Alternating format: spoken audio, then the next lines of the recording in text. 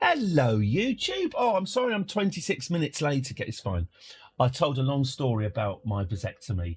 If you're that interested, it's on the pod on Twitch. Join us on Twitch if you're watching on YouTube. Twitch.tv/EddiePurple_arcade. Come and join our community. Give me a follow. Give me a subscribe and join in and get emotes and that. Perhaps you won't be treated like a second-class citizen when I remember I haven't started the YouTube stream 25 minutes in. Yes, come and join us on Twitch if you can, YouTube. But if you can't or you prefer not to, welcome. Hello, I hope you're very good. I'm going to get on with the game. You haven't missed any of that, so don't you worry.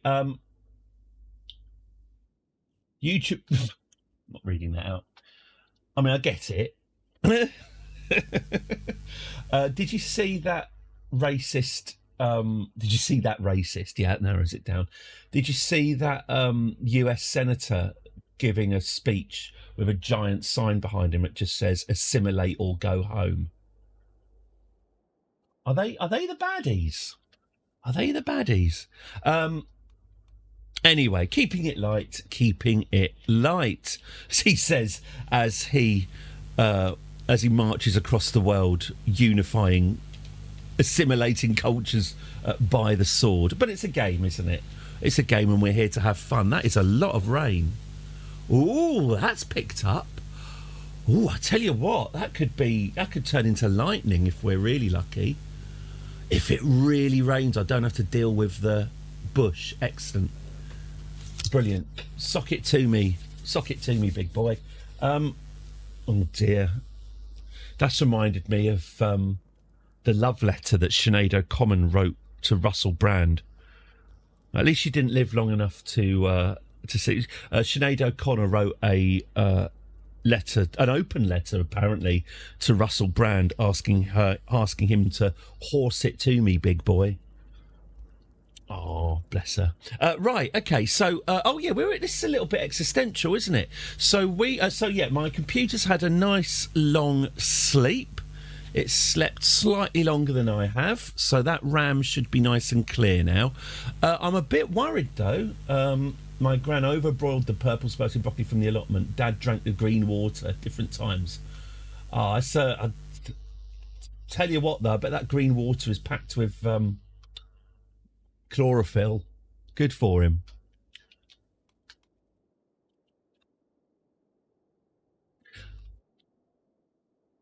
Are you winning yet, son? Hello, Storm Blossom. Oh, it's excellent to see you. Hang on. Does that answer your question? Yes. We're winning so much. I'm worried about the game because the game has slowed. Right. Okay. So yesterday the game slowed to a crawl. Weirdly, it wasn't my computer chugging. I'm blaming the game on this one. Normally, obviously, if the computer's chugging, you get your lowered frame rate, the GPU having to step into second gear. The Purple Empire has sprouted. It's now just running in slow motion. Yeah, paradox optimization. So I've given the computer's had a nice long power off sleep overnight. The RAM is nice and clear. So I'm going to very soon start time again and see how we're doing. We're in the middle of the war for money. Gouge, the Gouge of Gouge, we had to pay them 30,000 gold pieces.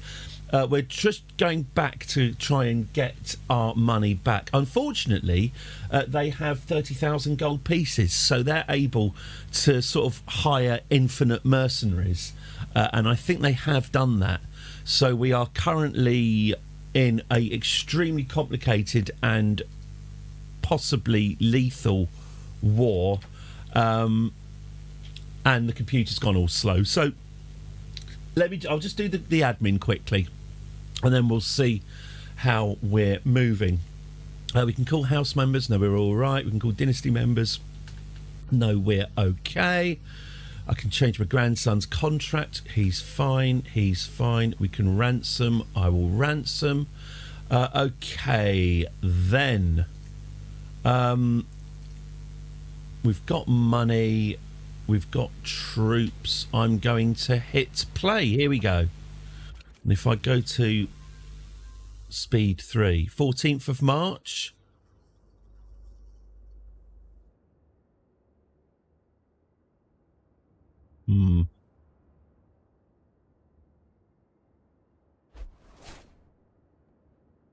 Leonora is no longer my cupbearer. Leonora has died from her wounds. Leonora, who was she?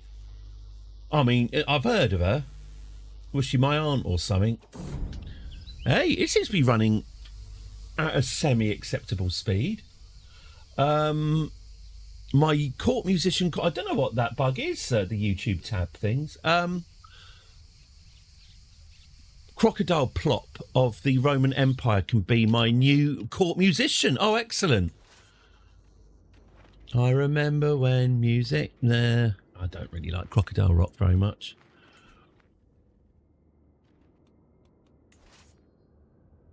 No, I'm not. I don't know Crocodile Rock. I mean, I know it, but I'm not going to sing it. I'm not going to drag all of us through that. How are my tax collectors doing? Good. How's my royal court doing? Am I at an event or something? Oh, yes, that's right. I'm hosting a feast while also waging a holy war. Okay, fine. So it is running slowly, but it is not leper colony constructed. It is not insurmountably slow. That's good. I really don't want to abandon this game because I've been too successful. That would be frustrating.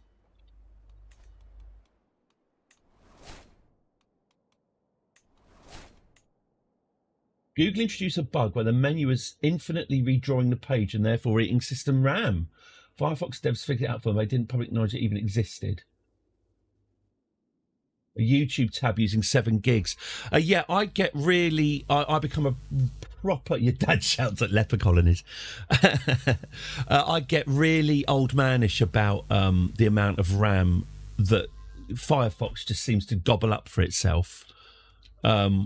You know, I will shout at my computer. I'll say things like 48k RAM pack in my day, you know. In my day, 1 byte was 1 byte, you know.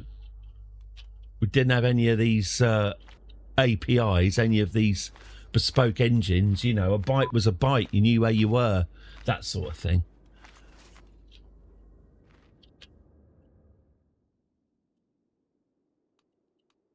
Your dad shouts at Unreal Engine 5.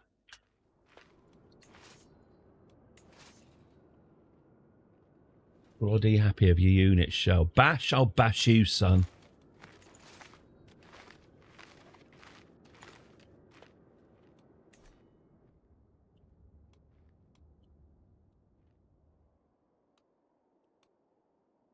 I think I might be confusing game going very slowly with this war being really dull. Come on, where's our feast?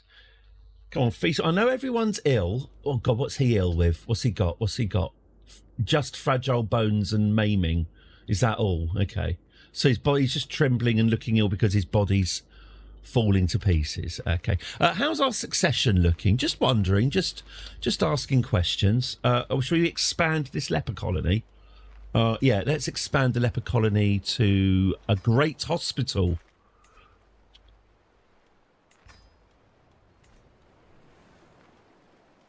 A West Middlesex rather than a Hammersmith or a Margate. I had a hashtag Tintin script for running multiple characters in a text MUD. I've not. I'm no Lex from Jurassic Park. This is a Unix system. I know this. I came to Bash and Unix a little bit later in life, so I always feel like I'm playing catch up.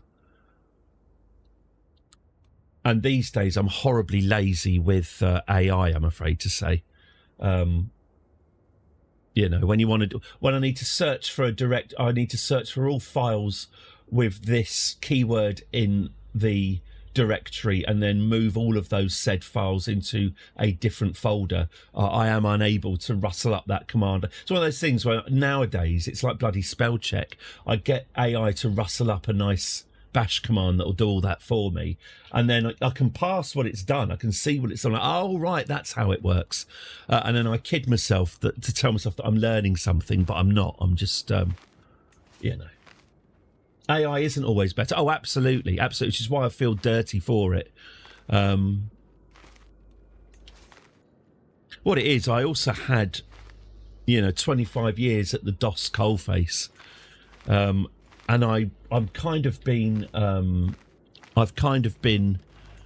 ruined by DOS into thinking that the command line can't do as much as it can. God, am I talking about DOS versus Linux command lines? I think I might be. I think I actually might be. Yeah, this is slow. 5th of April. I had to do a post-install script the other day. Asked Claude for a laugh. Bloody War and Peace didn't work. There we go. Yeah, I have tried with Claude, especially being told that Claude is amazing at code. I've given Claude my machine code, my assembler for. I'm writing a chess analysis program for the ZX Spectrum in Z80 assembler, but I've given my code to Claude, and it's just. Guesswork. Oh, this might be wrong. And I'm giving it bloody, I can't.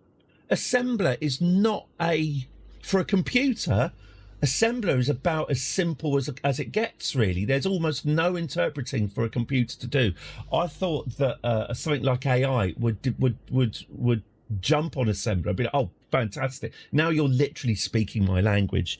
Oh, it might be this, it might be this, it might be this. No, the whole point of assembler is there's very little ambiguity in what's going on. What's happening is a byte is being placed somewhere it shouldn't. That's always the problem with assembler, always, because you're manually placing ones and zeros manually in the place that you're manually talking to. That's what the problem is. What I need to know is what bit of the program, short program I'm giving you, is doing that. Oh, good point, Ian. He thinks I'm called Ian. Good point, Ian. Oh, have another look. Oh, it might be this, it might be that. It's not what I expect from a computer, I'm ranting about AI again. I'm ranting about AI. My God. But you're not being paid with that delicious electricity. You're not being paid to guess. You're being paid to be better than me. Sorry. Is Claude in the room right now? Yeah, I can see Claude in the room. And what would you say to Claude? If this cushion was Claude, what would you say to it? God, who hurt me? I switched to Linux especially to get away from the AI nonsense. The LLMs are all trained using predictive text. Yes. Predictions, not actual. Tell you what, why don't I, a computer, look at this code, which I'm probably written in. I mean, assembler's still a thing, isn't it? I will analyze this language that I'm almost certainly written in. Don't get it. Your guess is as good as mine, Ian. Ranting about AI while clutching your chest, opening credit sequence. Yeah. He died doing what he loved. Well, not what he loved. He just died doing what he always did. Right, Vicerine Jabicha. You are a good Vicerine. You are a good Chancellor, but Vicerine Polchera wants to be Chance. Oh, I can't fire you. I can't fire you for another 2 years. Actually, you're right. Polchera, could you, if you hold on for a couple of years, I can get her fired, don't you worry. While you're there, Polchera, sorry, this is to... I'm currently, reading. I'm having read to me like a child would. Not House of the Dragon, Fire and Blood, which is the history of the Targaryen dynasty in Game of Thrones. No, I'm not ashamed of myself. I haven't seen the I'm trying to bribe her. Oh, there we go. Send gift. I haven't seen the actual House of the Dragon thing with Doctor Who and so forth. So I'm listening to the book. I liked how they were talking about how King Jaehaerys the First, whenever he had a rebellion brewing, he would shower his enemies with money and gifts. Because King Jaehaerys said it's a lot cheaper than putting down a rebellion. And I thought, oh, that's what I do. That's what I do. If you want some free tat from your Pope Emperor, just threaten to rebel. What tat would you like? What are you interested? Would you like Pope Quackers' Making Gold? It's a masterwork book. You're not keen on books. A tapestry? You're even less keen on tapestries. The prize goblet, yeah, they all love the Zuccaro's prize goblets that he won from those tournaments. Always go down very well. Excellent. Well, there we go, Vicerine. Right, there you go, Vicerine. I hope you are going to be. I can offer you a concubine. Would you like a concubine? There's a chap in prison here, Relpachen. Oh, you don't want him. I mean, I can wash him. What Biag? Oh, you'll accept this guy, Biagu Ditrani the Feckless. He's my Feckless. Oh no, he's an actual knight. Oh, you can't have him. In fact, just don't rebel, okay? I've given you a bribe and some gifts. Just don't do it. If you want to shoot into everything, regards how mismatches. So.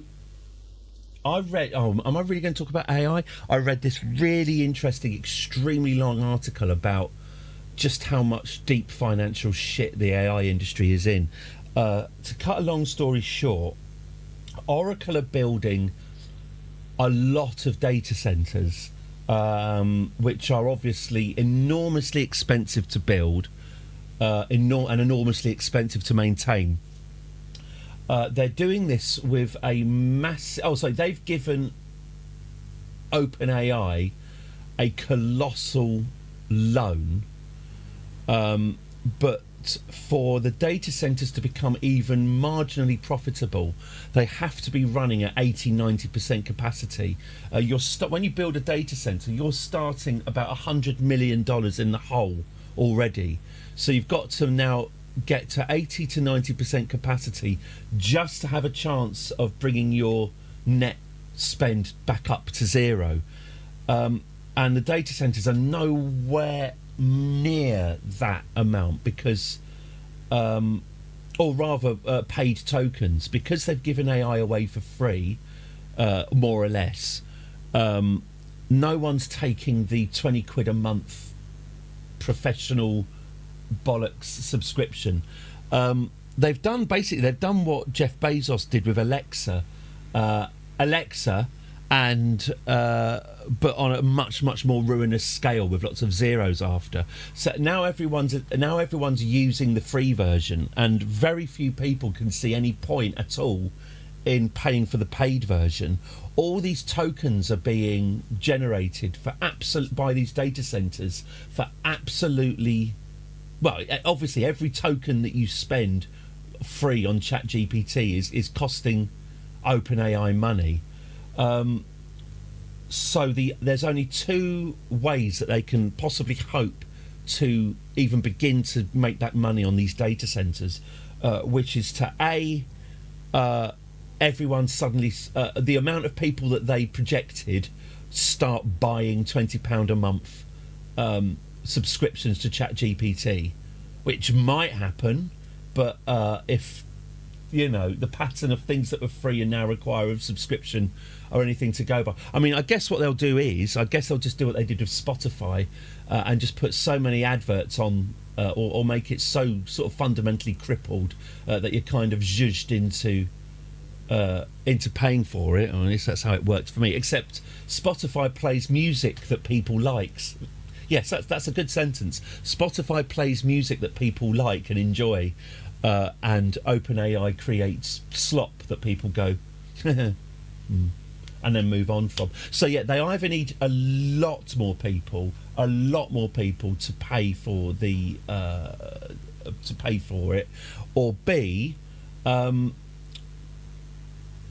gaslight everyone into believing that it's essential. So that is the reason, or part of the reason, for the huge push. And obviously, stupid employers, middle managers, are hearing this push from the industry that this is the future, this is the future, this is the future. And they're relying on their imbecilic outriders to go, what's that? I'm hearing this is the future. This is the future, right? Everyone must be using AI now. You know, middle managers who previously left every single technical issue to their IT managers who are paid to do this sort of thing are now overriding them and telling everyone to use AI because of this big push. Because old Gil is selling his ColecoVision to Principal Skinner, and old Gil's facing the wolves are at old Gil's door here. If you don't either subscribe to OpenAI or get the pyramid scheme, get 100 more people using AI, Oracle are going to go bust. And when Oracle goes bust, there's an excellent chance that Paramount, Warner Brothers will go bust as well. That there's this great big financial cliff heading their way because OpenAI is massively unprofitable and has at the moment not even the remotest chance of repaying its debts to Oracle. Anyway, it's a lot of fun. Yeah, companies that are leaning hard into the AI thing are going bankrupt, or they're leaning hard into AI like Disney are about to find out, having sacked all of their visual effects experts. Are going to lean into AI and then slowly, incrementally recruit more people back to check and fix the mistakes of AI.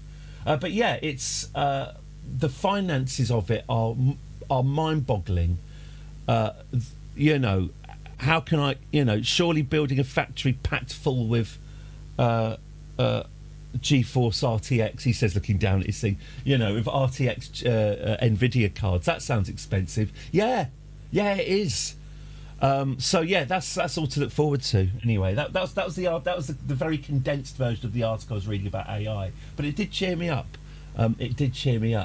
Faint buzzing on the sound, is there? Thank you, Ben. Let's have a look. Let's see what I can do about that. Thank you very much for letting me know. That might be a cable thing. Okay. Did that kill it? This cable's then. Sorry, it's you see, this is not exactly this isn't beautiful. Yeah, it's if they cross with a power cable, I get a buzz. Well, I don't get a buzz. The soundtrack does. Fixed. Excellent. Thank you very much. Yes, do tell me in the future. Yeah, look at, you can tell I'm a pro, can't you? Look how that cable's been back. Yeah, it's when I'm hearing a droning about AI noise. Yeah, let's get on with it. Yeah, it's when this touches a power cable, there's a buzz. Thank you very much for letting me know. I was coming to a conclusion there, but I've forgotten what point I was going to make. I was just moaning about AI again. Oh well.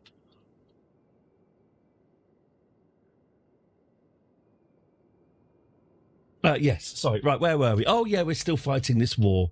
Ignoring this war hasn't made it go away. Can I link to that article? Yes, I'll tell you what. Oh, hang on. Yes, I can link to it. Let me just grab that for you. I'm hoping that I liked it when I read it on Blue Sky.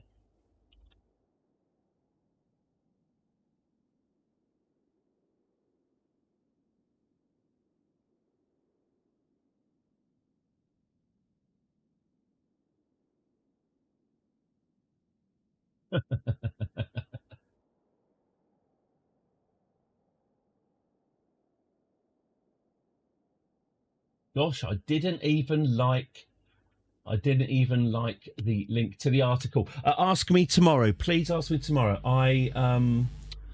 It's on my other computer.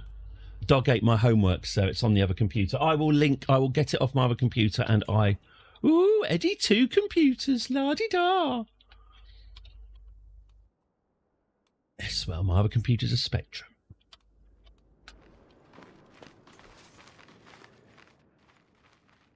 It's got spreadsheets in. It's very detailed.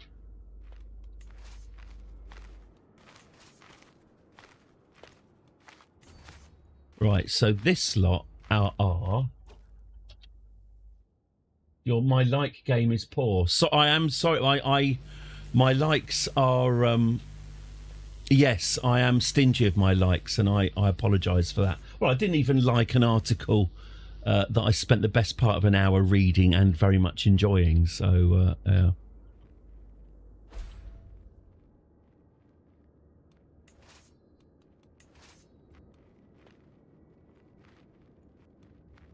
wonder what it's like being on X, the everything app these days.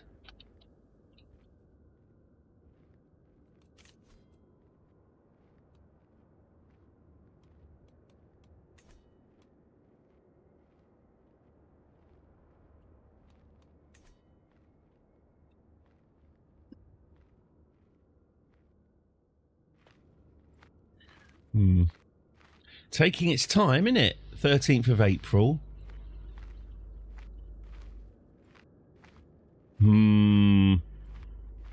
This is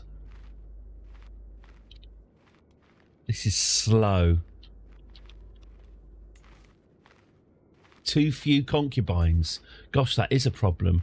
Are you offering me sterile Antonia with the faltering heart? Sorry, you're offering me a concubine, a 62-year-old concubine with a withering mind, a faltering heart, and unsurprisingly, she's barren. You know what? I will pass on that lady. Please let her down gently. I don't want to be responsible for a medical episode. Okay, so this is running extremely slowly. Okay, so we've got a battle here. Lovely, lovely. Yes, this is the battle for more money. Is the sequel to Spaceballs that they're making unnecessarily, is it called The Search for More Money? Because that's what Yogurt said it was going to be called back in the original. I could just look it up, couldn't I?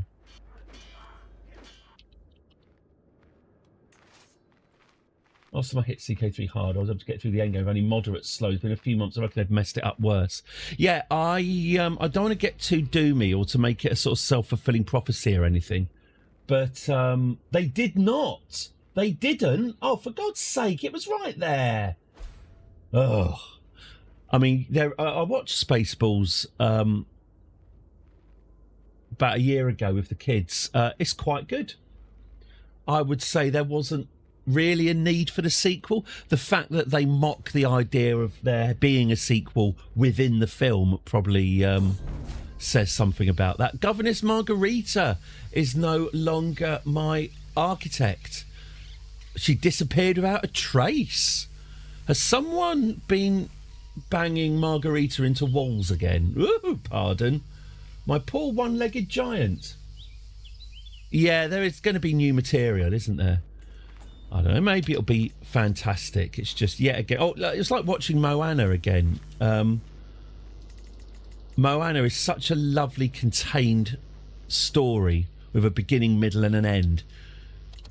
You could make a sequel out of it, but, yeah, just finishing watching that film, feeling all a little bit emotional, as I always do, thinking, no, I'm full, thank you. That's enough for me. My family saw Moana 2, whenever that was, a year ago or whatever. And I said, oh, what happened in Moana 2? They couldn't tell me. They couldn't remember the plot to Moana 2, even though they went to see it. As in, I don't think Moana 2 is a particularly bad film, but as I say, apparently not a very memorable one.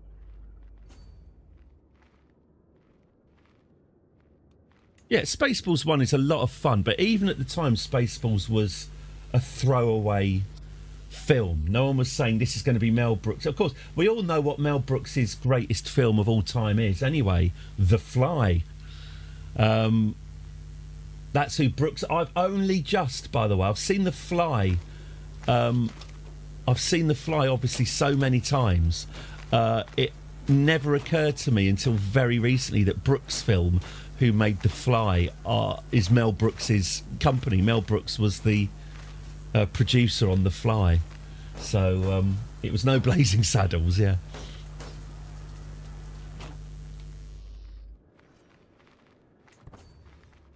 Blazing Saddles is a tricky film to watch with the kids. I don't think they're quite ready for that amount of that amount of that word. It's got a lot of contextualising. The contextualising I would have to do for my kids watching Blazing Saddles would be exhausting. But you see, by using that word, these are people of the land. You know, morons.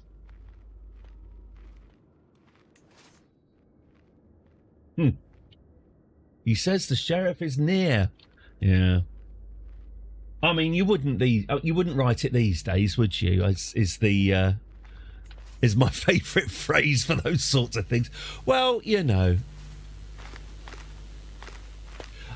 Yes, I mean they can gather it's satire, but having correctly told my children there is absolutely zero circumstance where someone of our melanin level saying that word, is absolutely zero circumstance where that's acceptable. Showing them a film where you go, well, you know, here's some exceptions and let me explain why. I do get it. I'm really not having a go at Blazing Saddles or Mel Brooks, although you could possibly argue that it's not my place to have an opinion on it, maybe. But it's still slightly too strong for the blood of Gen Z, I think. I could be a clickbait.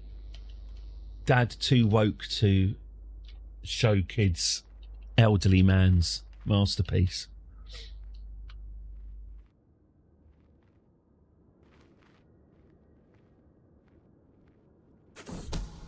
Blow it out of your ass, Howard. My spy master's come to grave news. It's my vassal, Governess Maria, that's plotting against me.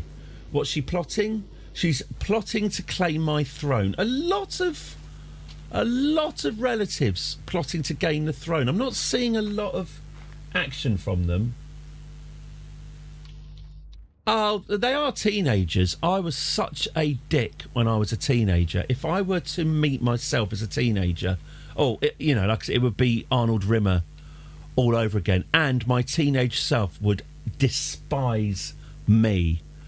I was thinking the other day about how my two favourite politicians, if you like, at the moment are a king and a pope. And I was trying to think how my 17-year-old self, earnestly arguing that all money should be abolished, how my 17-year-old self would deal with that. Not well. I'm fine with it. Look, to be honest with you, if kids are winding up middle-aged people, they're doing something right, and they're winding me up. So you know, so be it.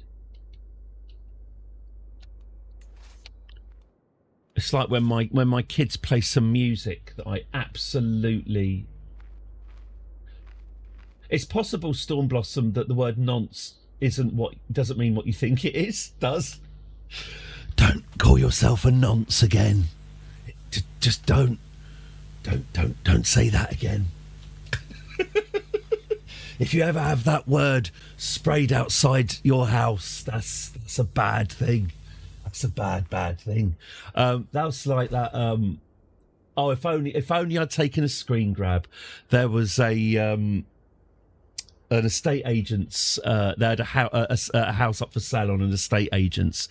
Fairly unpleasant interior. A lot of interior shots, and they left the exterior shot for last. Just the front of the house with the word "nonce" spray painted across the front of the house. I thought, you really he wasn't that bad. I thought, are you really not going to get a lick of paint? I mean, you know, I know estate agents don't like doing hard work, but I think it's all right. You're very welcome. But yeah, you know, a 10 litres of Dulux, outside paint is probably going to raise going to make your house a bit more sellable. Oh, I'm thinking about buying the nonce house. No, I have absolutely no opinion about young people. They can just get on with it as far as I'm concerned. We've not exactly given them a loaded deck, have we? We've not exactly lined them up with... right, okay, the planet's all yours now, look after it, So they can do what they like. They can think what they like. No one's taking my Blazing Saddles Blu-ray away from me. I like to see Starmer's goons come round and stop me watching that.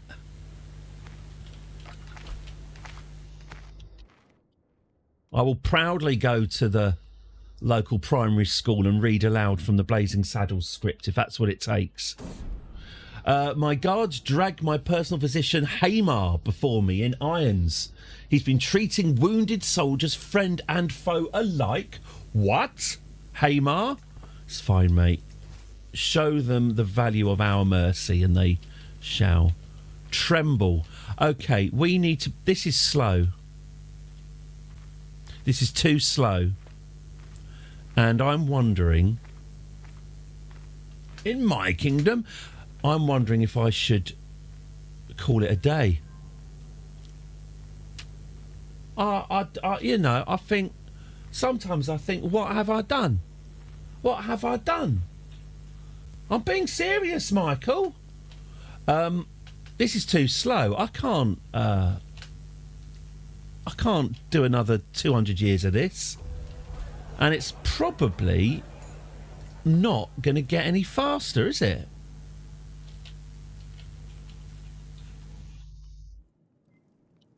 I mean, I'm not going to get... My empire's not going to get any smaller. Is this a temporary situation because we've got the Khans and we've got... Because I'll tell you the thing, I would have thought, weirdly, it would have been faster because there's fewer nation-states. A major plague is the best fix for this. Yeah, we've had one of them. We've had the Black Death. Cutting down the number of tracked characters. I mean, okay. I've got 37 of them, I guess. Is that going to make a massive difference? I'll hang on. Let me take the dead ones off the list. Yeah, even clicking. Look, click. And...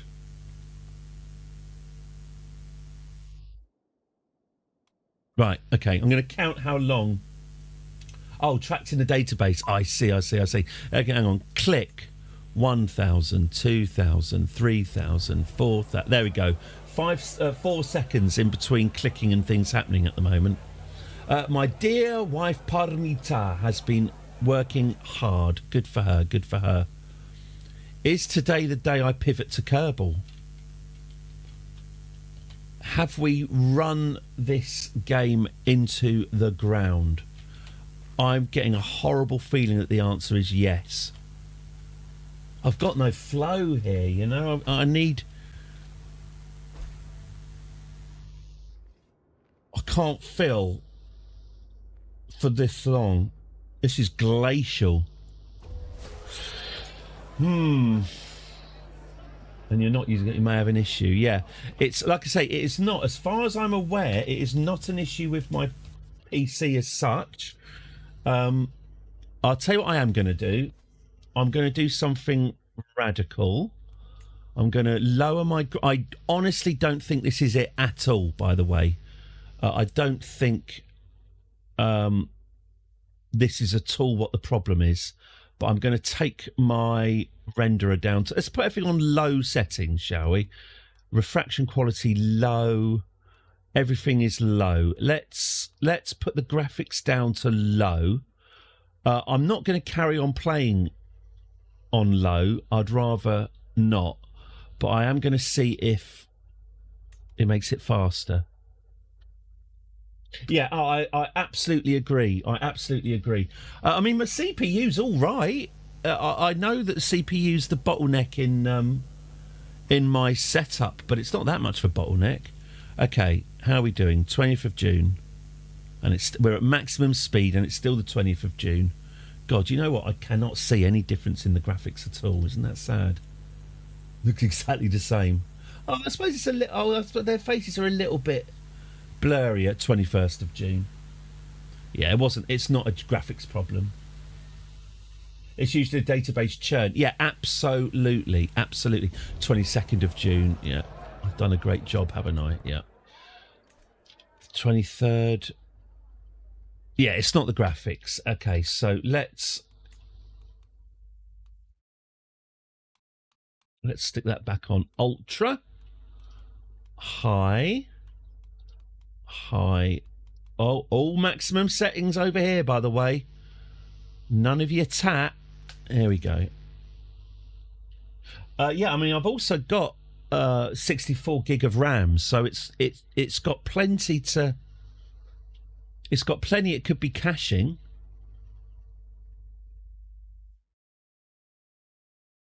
I did briefly look. I did briefly look at how RAM works. It does know that it's got the 64 to play with. I was wondering, is it restricting itself to a comparatively small amount of RAM? Worried that it'll upset me. But no, that's not how it works at all. It's fully aware that it's got all 64 gig. It's just still too much.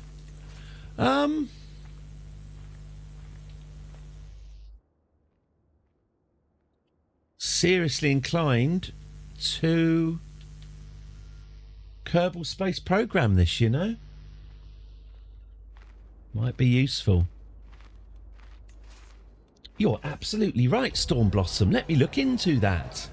Here we go. Still doesn't work. You're absolutely right. As plate after plate of food is bought in. Okay, fine. 30th of June.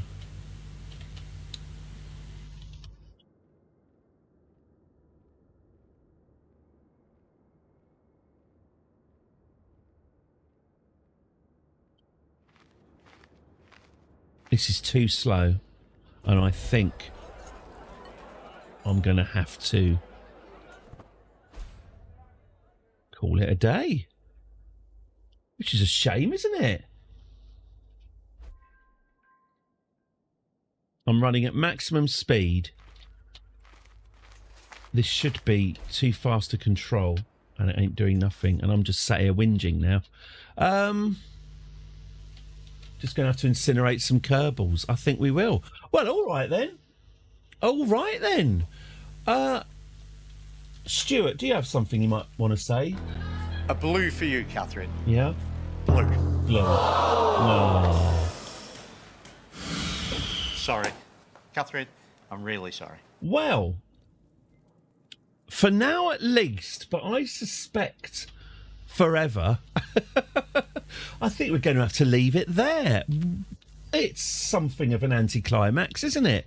Bound up with the Mongolian Empire. Well, I mean, you know, to be fair to us, we've dominated, I'd say that's about half the world, isn't it?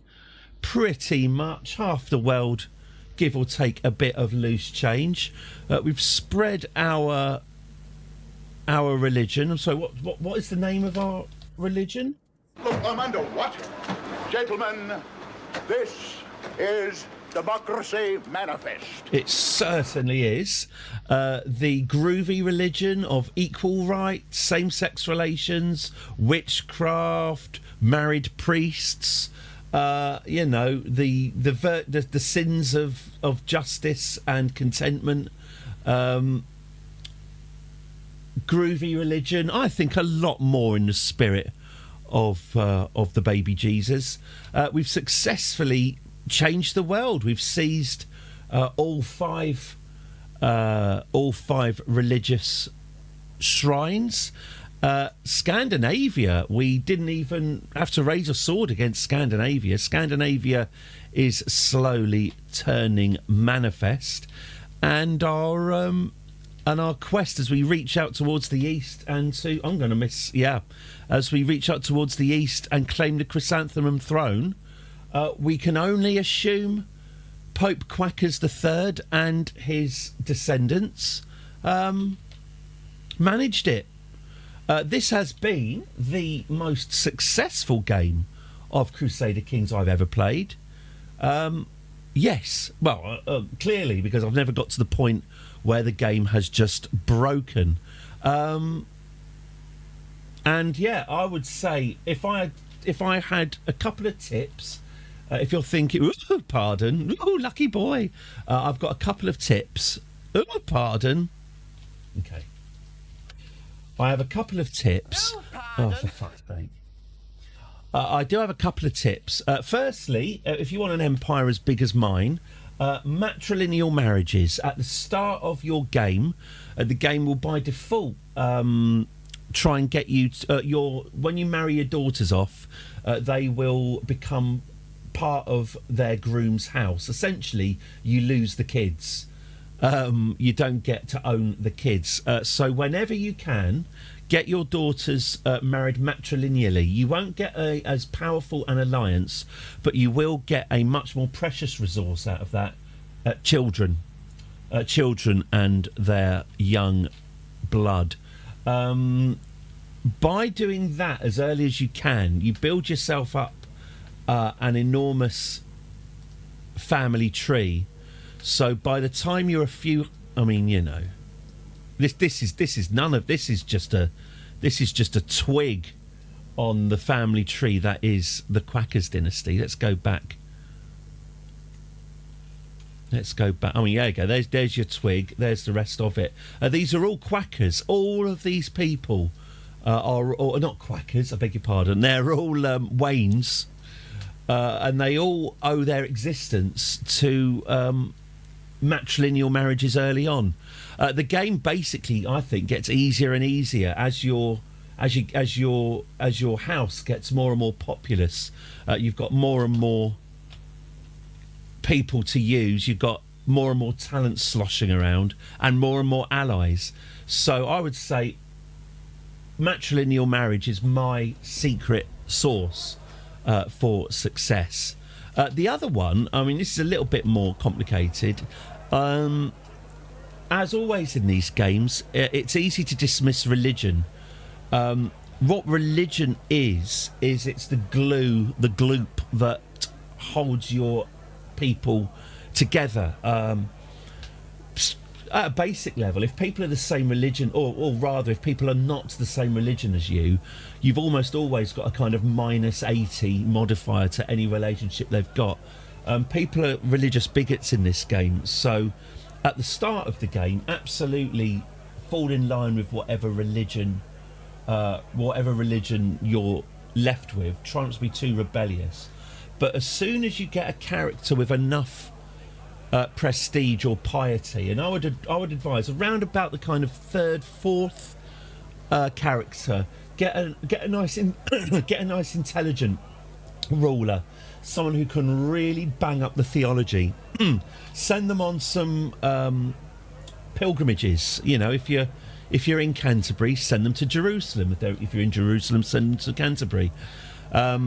Get them well religioned up and get your armies ready, because the real turning point for me in every single game I've played has been the point at which you can found your own religion and you have the territory and the military to defend your religion. If you can get yourself somewhere nice and mountainous, get yourself a half decent sized army, form your own religion, form your religion how you like, but the religion I always set up is the groovy one, for multiple reasons. One, I'm a groovy guy, and I would frankly rather play a game where we're not brutalising and disenfranchising members of our society. Absolutely play the game however you want, but I get weird vibes out of doing that. But much more importantly, the thing about religion is, firstly, equal gender. It's not just the right thing to do. It's also the prudent thing to do, because obviously, when you include women in society, it feels like a strange thing to explain. When you include women, what do you know? You've doubled your talent pool. You've got twice as many vassals, twice as many subjects to use and to pick from than you did when you were just telling half the population to sod off. Obviously, there are religions in the game that treat the genders equally, but I tend to play in the West, where we have a very poor thing of that. So by starting a religion and by forcing equal gender rights through, you again, like the matrilineal marriages, you massively increase your talent pool. And you know me, I love me a communion as well. When you start a religion, this already comes with Catholicism, so this is nice. A communion means that whenever any of your subjects sin, they will send you money. It's a trickle at first, but it's soon, as your religion grows, success breeds success, and then the trickle becomes a flood, until you get to the point with religion where you just don't have to worry about money anymore. I mean, you've seen here, I lost 30,000 gold to that lot, and apart from that being the gouge, and apart from it being incredibly irritating, it was only a couple of game years before I'd earned it back again, because, as you say, religion is overpowered. So I do recommend that. Also, religion makes I mean, I'm a bit of a conqueror myself, so your armed pilgrimages, your pursuit of power, you can release, you can make, in the standard game, if you want to start a war with someone, you have to get your priest to fabricate a claim on a county, and then a claim on multiple counties, and then if you're lucky, a claim on a duchy. And then after 30 or 40 years of on-off war, if you're lucky, you might have a claim on enough duchies to claim a kingdom. Religion speeds that process right up by just essentially war for the kingdom, war for the kingdom, war for the kingdom, holy war, holy war, holy war. I think I had infinite holy wars with this setup, armed pilgrimages and pursuit of power. I've certainly never had to worry about running out of reasons for war. So in that sense, if you want a mid-term, your short-term goal when you're first playing this game should be to accumulate power, obviously, to get a crown on your head at least, become a king or a queen of somewhere, get yourself a kingdom. That's your short-term goal. Your medium-term goal, your short-term goal, by the way, is to get babies, is to have as many babies as possible. Because the more babies you have, the more friends you're going to have in the future.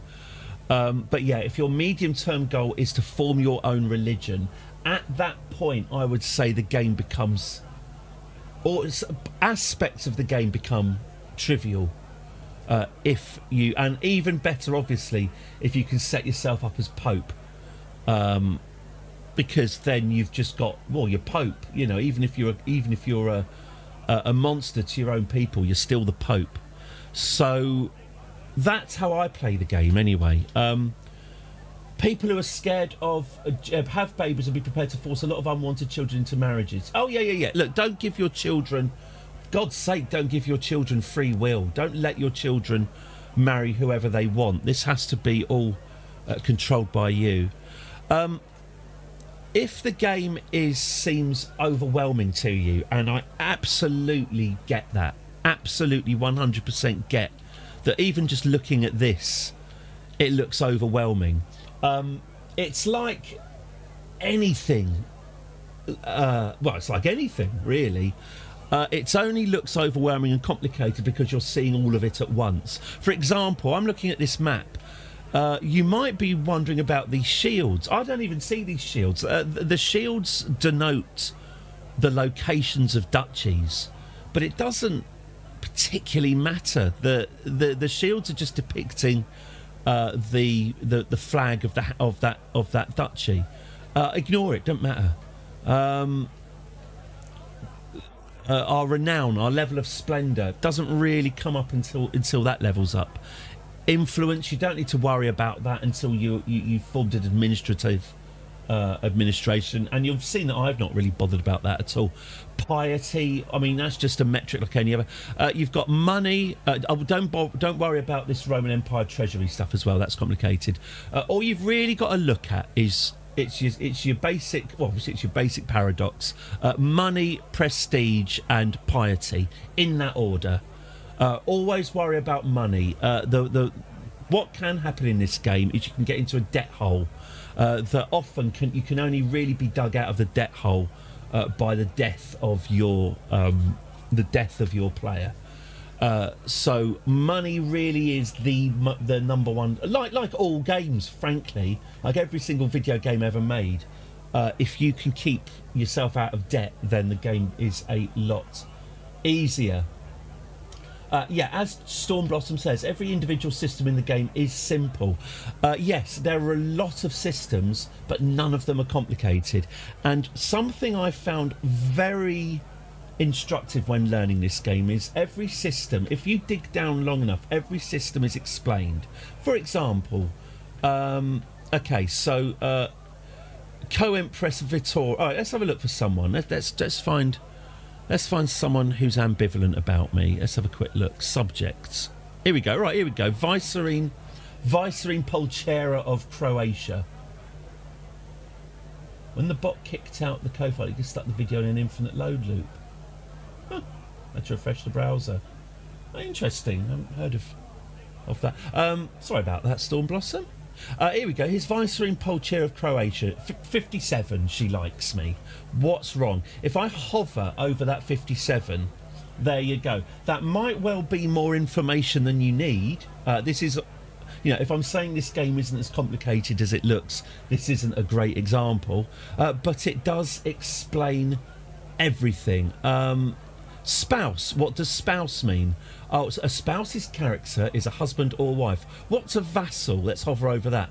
A vassal is a ruler who has sworn fealty to another ruler, their liege. What's a liege? A liege is a ruler of at least one, but everything. So hover over anything and it will have an explanation and it will have hyperlinks to the next explanation. And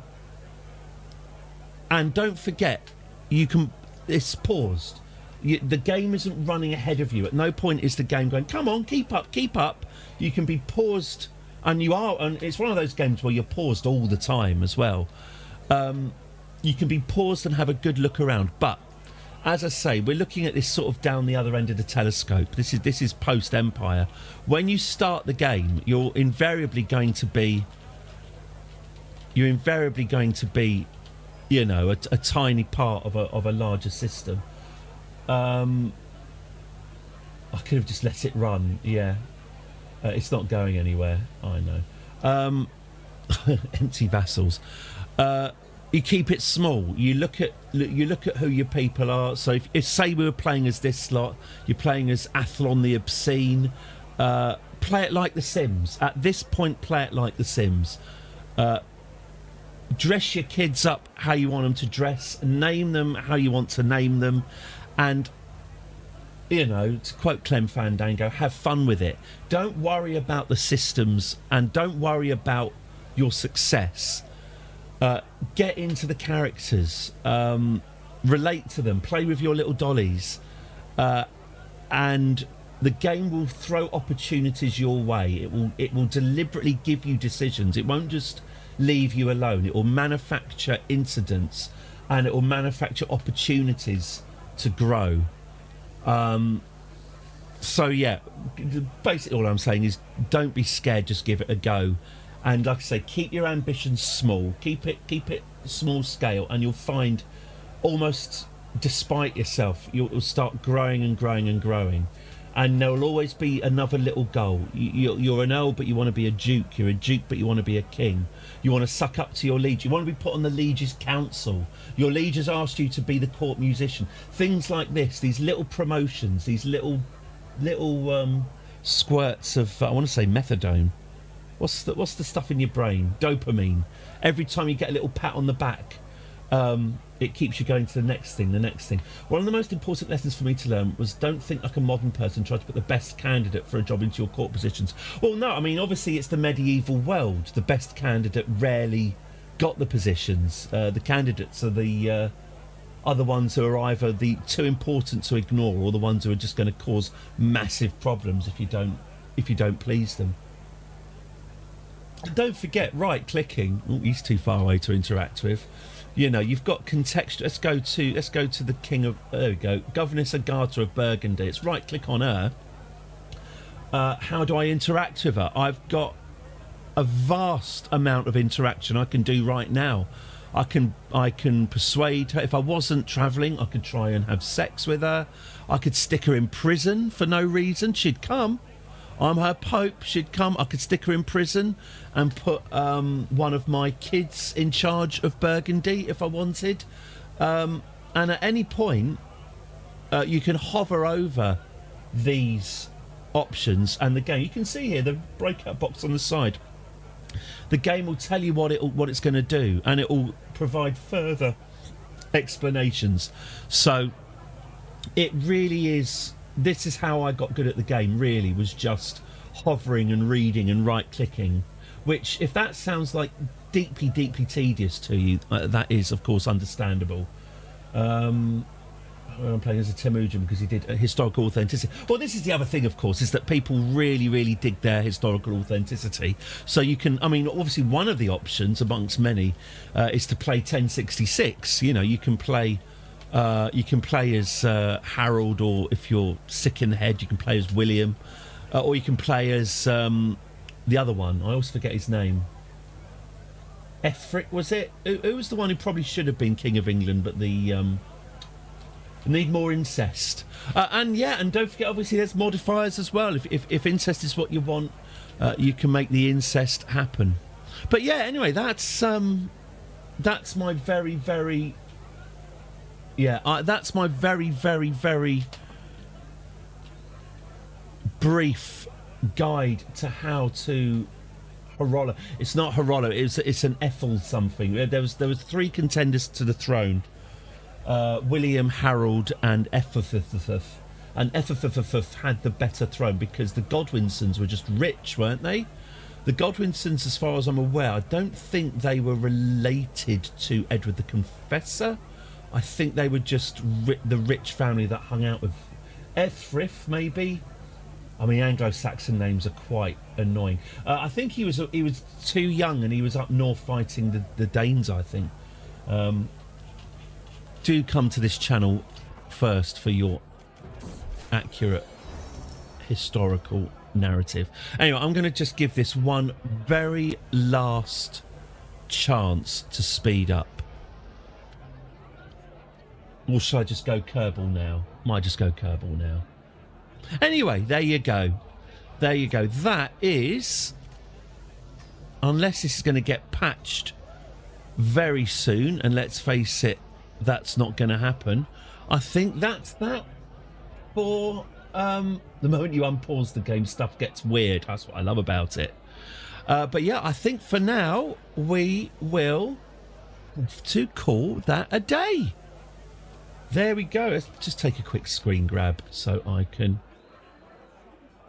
remember this moment forever. There we go. Pope Quackers III, ruler of half the world, groovy religion, reconstructed Roman Empire, Pope of Rome, legendary family. But sadly, the game has turned the wanes against us, and at 1279 AD, that'll do. Right. Thank you, Crusader Kings III. That has been a lot of fun. Thank you. Thanks. Cheers. Right, Kerbal Space Program. It does need an anthem.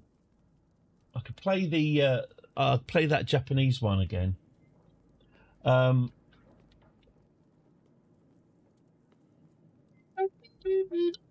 I've forgotten how it goes. No.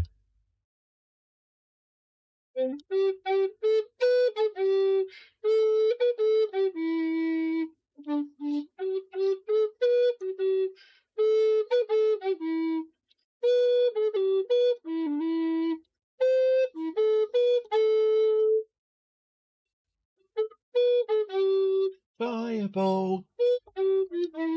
fireball.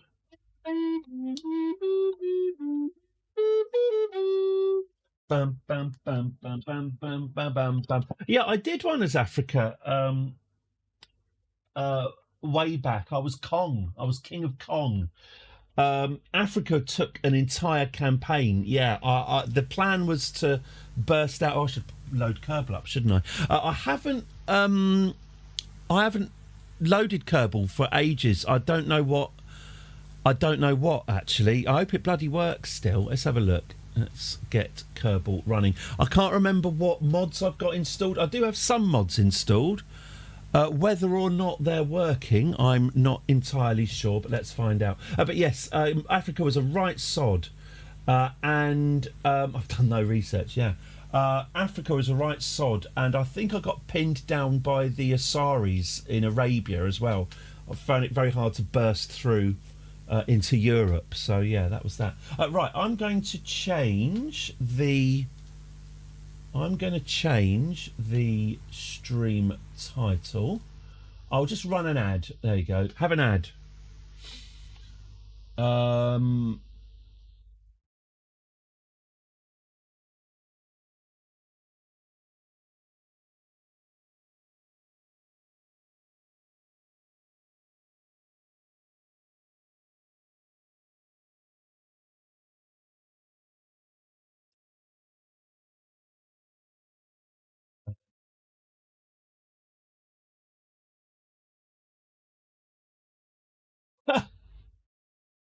Sorry, I've just seen there's a thumbnail of everyone who's playing Crusader Kings at the moment, and my thumbnail is me with a giant recorder in my mouth.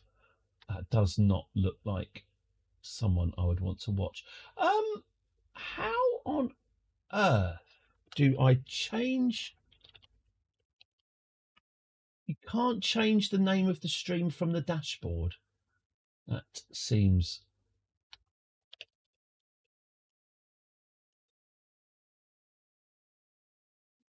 poor. Do bear with me. Oh, there we go. Crusader Kings III. Oh, I see. Let's get that changed. Let's edit. Let's make it Kerbal Space Program Day 1. There we go. Kerbal Space Program. 331 viewers. Well, let's join the party. Right, friendly English. Let's have a go. A KSP Kerbal Space Simulation. That'll do for now. There we go. All right. What's going on with this? Could you capture Kerbal Space Program, please? Hey, there we go. There we go. All right.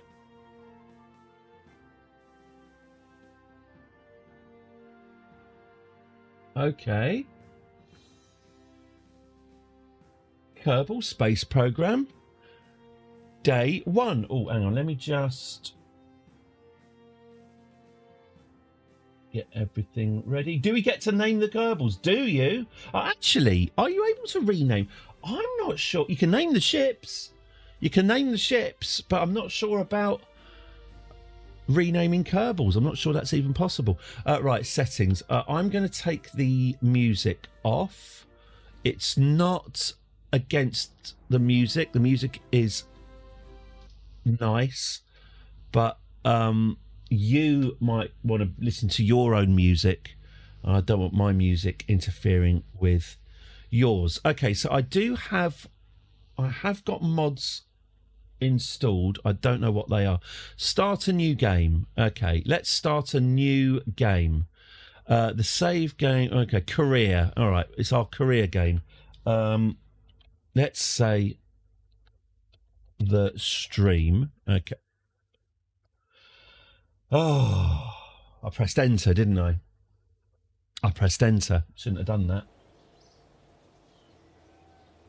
Okay. Thanks, I've got it. Sorry, can I quit? Thanks. Start a new game. The stream. Career. Right. Flag. Can we add our own flag? Not easily. Okay. In that case, then, why don't we have the flag that is the UK Space Agency? Yes. Yes. Flying the flag for Sir Keir. Right. Difficulty options normal. In career mode, you have to manage all aspects of your space program. Funds, reputation, and science are all active. And contracts are available at... I'm going to have to update the overlay. Start. Okay. Do you want to overwrite it? Yes. All righty then. Let's have a look. Kerbal. Okay, so what mods have I got? Right. Nice to meet you. Hello. I'm Gene Kerman, Flight Director and your guide for this quick introduction. This is the Space Centre. Feel free to have a look around. Thanks. Right, here we are. Do I think the PM will ask the King to dissolve Parliament? He's not going to... There won't be an election. He'd be insane to... No, they're not going to have an election. I think he said he wasn't going to resign unless there's a leadership. But no, the Prime Minister can resign without an election and just get a new one in. Look at Liz Truss. Look at Rishi Sunak. Look at Boris fucking Johnson. So no, there won't be an election for another 3 years because they would. Well, if there is an election, then we are absolutely 100% looking at Prime Minister Nigel, and I'm definitely not quite psychologically prepared for that yet. Okay, so I don't want to look at Liz Truss.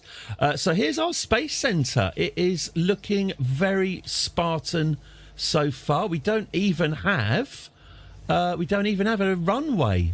This is well minimal. Well, let's have a look, shall we? Hang on, the tracking station. Yeah, I know what the tracking station is. Get rid of that. Do we have a mission? Do we have a first mission? Let's have a look. Administration building. Oh, I never worked any of this stuff out. Right, we'll come back to that. The astronaut complex. Jebediah Kerman. I can, you know what? I can name the Kerbals, but it does involve editing the text file. But I can absolutely do that. I'll have a look into that. I can do that, but I'm going to keep Jeb, Bill, Bob, and Valentina as they are because they are obviously the OGs. Okay, so we've got Jeb, Bill, Bob, and Valentina Kerman sitting ready to go. Do I have a mission? Has someone got a mission for me? Contracts. How do I get a new contract then? Mission control. Here we go. Right, here we go. So we have our first missions. Launch our first vessel. What's the goal? Launch your first vessel off of the launch pad or the runway to achieve the goal. So we literally just have to lift off. Okay, we will accept that. Gather scientific data from Kerbin. Receive or transmit any science experiment data from Kerbin to achieve this goal. We can do that. Escape the atmosphere. Woof. Now that is going to be a bit more of a task. We can't accept that. So all we have to do to earn our first batch of science is to take some scientific measurements on Kerbin and lift ourselves off the launch pad. We've got very little in the way of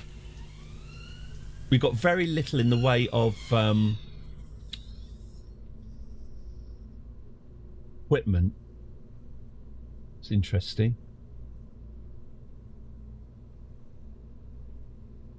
We've got very little in the way of equipment, so because we haven't unlocked Henmania, give me a name, Henmania, for this ship, and I will name it. We can get a whole kind of 3,000 points thing going when I've worked out how this is going to work. So here's our entry module. We've got a solid booster engine, so this engine does not require any fuel tanks. It's an all-in-one engine.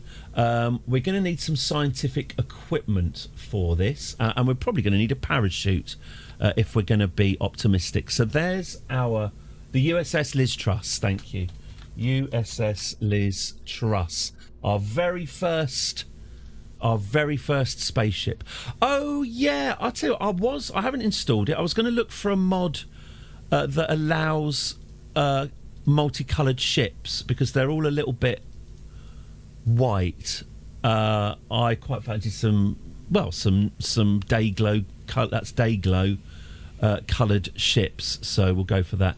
I should probably. I'll tell you what I'll do as well.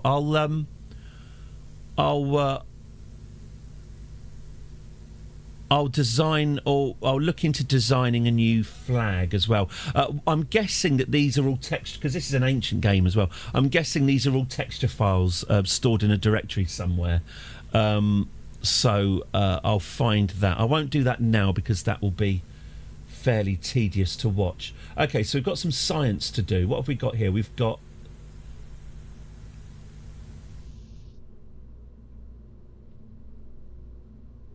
Right click. This is a cargo part that can be placed inside adventurers. Okay. Science. Okay, so we've just got mystery goo. Okay, so we've just got... this is our science experiment, the mystery goo. Here we go. So we'll just stick this to the side here.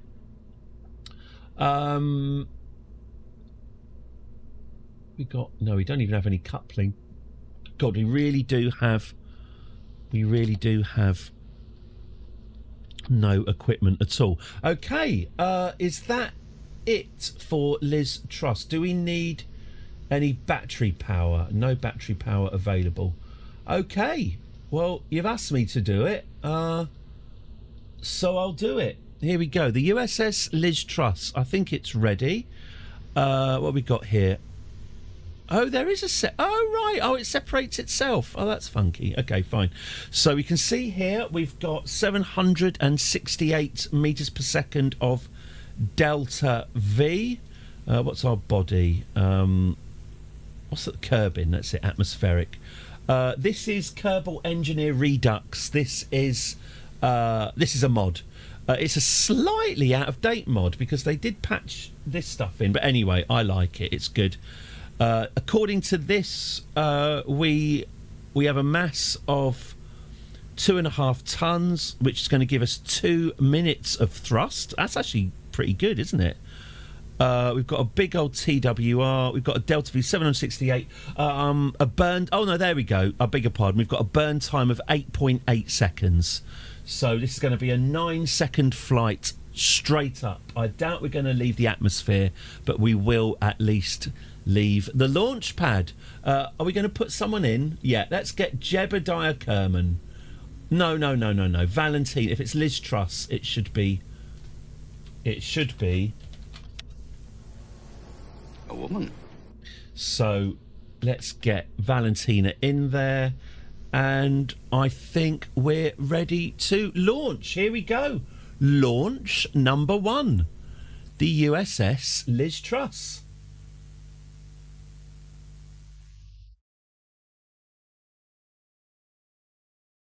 This is going to crash a lot more than... Oh, so we don't even have a... We don't even have a launch pad.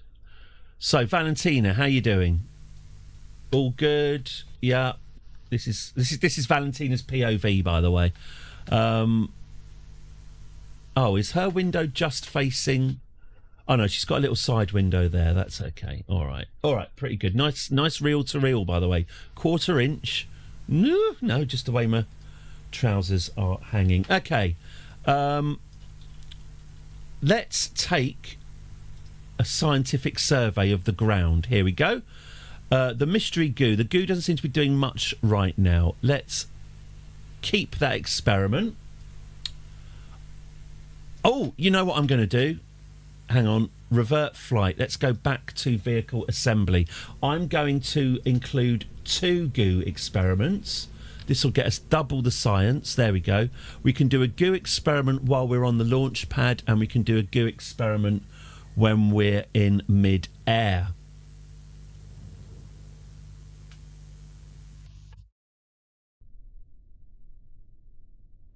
A goo experiment, if you like. Okay, so let's do the goo experiment now. Observe the mystery goo. The goo doesn't seem to be doing much right now. Right, well, we'll keep that science because we're going to cash that in a minute. Okay, Valentina, are you ready? Are we going to do this Russian style or Western style? Countdown or no countdown? Let's do a countdown. Traditionally. 10, 9, 8, 7, 6, 5, 4, 3, 2, 1. Ignition. Okay. Right, it's heading up. It's heading in a direction. And there we go. Right, let's observe the mystery goo. Let's run the goo experiment. The goo jiggles and wobbles as the craft flies. There we go. So we've now kept that. She's now heading towards the ground. Let's separate off. We'll just let that booster smash. Oh. Ah. That might have contained all of our science. I think that's our science about to hit the ground over there. It's taken a while, isn't it? Bye-bye, science. Boom. Right. Parachute, please, Valentina. Oh, God, it's not... Right.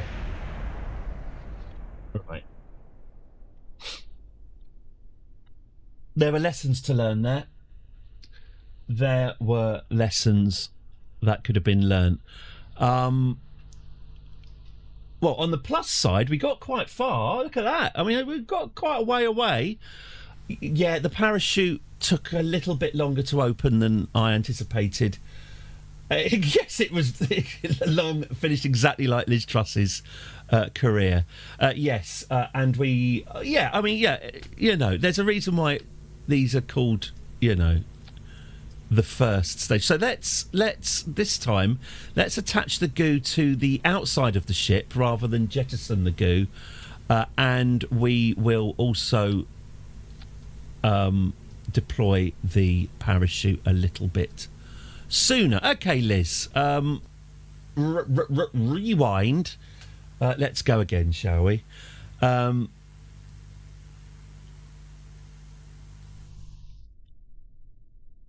This universe's Liz Truss has just had a massive shiver go all the way down her spine. She can't quite put her finger on what's upsetting her, but some Valentina out there has just died a screaming, burning death. Hopefully won't happen to you, Valentina, too. 10, 9, 8, 7, 6, 5, 4, 3, 2, 1... Right, up we go. Let's observe the mystery goo. It's jiggling around. Good. Let's keep those experiments and separate and deploy the parachute. Okay, so there goes the booster. Yeah, that's fine, isn't it? So wasn't that... It didn't take that long to... There it goes. Go on. You're going to... I want to see the explosion. There it comes. And... Oh. Bit disappointing. Right, lovely. How are we doing, Valentina? What's your view like? Yep. Oh, look, she does have a... God, that is quite nauseating, isn't it? But she does have a little view of the horizon there. Bit of sky there. We're good. Ooh. Hang on. Make it stop. Oh, Christ. Oh, there she is. Right. Let's speed. Let's get her safely to the floor. And we can call that a success. If you don't mind. Auto. Okay. There we go. Down she comes. See? I told you I deployed it too earlier before. Here we go. And congratulations, Valentina Kerman. Well done. You have succeeded. That is the USS Liz Truss launched. Now, we should have completed a few missions there. Science. We've got some science. We've also got money as well, by the way. This is the other consideration. We have managed to get our parts back. I probably should have put a a parachute on the booster. That would have saved us a bit of money. Anyway, there we go. That's that. Research and development. Now, what have we got? We've got 24 science. So let's research some basic rocketry. Let's research some basic engineering. What have we got here? General rocketry, stability, survivability. Okay, so we can't afford any more science, but we have done some upgrades. Right, what's our next mission? Oh, we've got a few of these. Conduct a focused observational survey of Kerbin. We need to test our newly acquired capabilities of a focused survey. Oh, hang on. Archives. Right, I have... Okay. Brilliant. Okay, so I did get science and money from... We gathered scientific data and we launched our first vessel. Okay. Trivial. Da-da-da-da-da. Take a crew report. Oh, I didn't do a crew report. I'll do a crew report. Take a crew report in flight... Oh, I've got to fly to a specific... I see, I've got to fly to a specific part of Kerbin to do a survey over it. All right, well, we're not quite ready for directed flight yet. The board of directors, we want you to haul the Hammer... the R10 Hammer solid fuel booster into flight above Kerbin. Okay, well, we can do that. Test the Mark 16 parachute in flight over Kerbin. We can certainly do that. And test the Flea solid booster in flight over Kerbin. Okay, so we've got 2 missions then. Hang on, let me just check what they are. Oops, oopsie, oopsie. Space Ben, would you like to name our next ship? Obviously, the Liz Truss is going into the museum and will be observed and worshipped for 2 secs. Hello, Gruppen. Here we go, active. So we've got to get the RT-10 and the Mark 16 parachutes. Okay. So let's assemble this. So, well, let's start again. So we've got the onion entry module here. We need to put a parachute on that, don't we? Yeah, there we go. Now, what was it again? It was the R10 Hammer solid fuel booster. So we can stick that on the bottom there. Oh, pardon. So that will be tested. And the other thing they wanted was the Mark 16 parachute. Oh, this is the Mark 16 parachute. Okay. Well, that's that, I think. They just wanted a Mark 16 parachute and to test the booster. Okay. Oh, we can do some more science. We've got a thermometer here. We've done mystery goo, so we probably don't need to worry too much about that. Let's get some stabilisation. Let's get some fins on here. 3 fins should be enough for everyone. There you go. What a fine Sergei Korolev. Lovely. Sergei. I look forward to seeing a lot of Korolev crosses in our future. Okay, the Sergei Korolev. I think that's it, isn't it? We've got a booster. We've got a parachute. Let's go. Let's go. Let's go. Let's go. Oh, and we've got a thermometer. Okay, let's launch this. Ship number 2. Now, I didn't do a crew observation last time, so let's do a crew observation and get ourselves... It's Jeb this time. Jebediah is... It's his turn to do it. Okay, so... crew report, please, from the launch pad. You record the crew's assessment of the situation. Okay, good for us. Oh, actually, no, sod that. Overwrite the crew report. Transmit that science. We don't have any comms devices. Okay.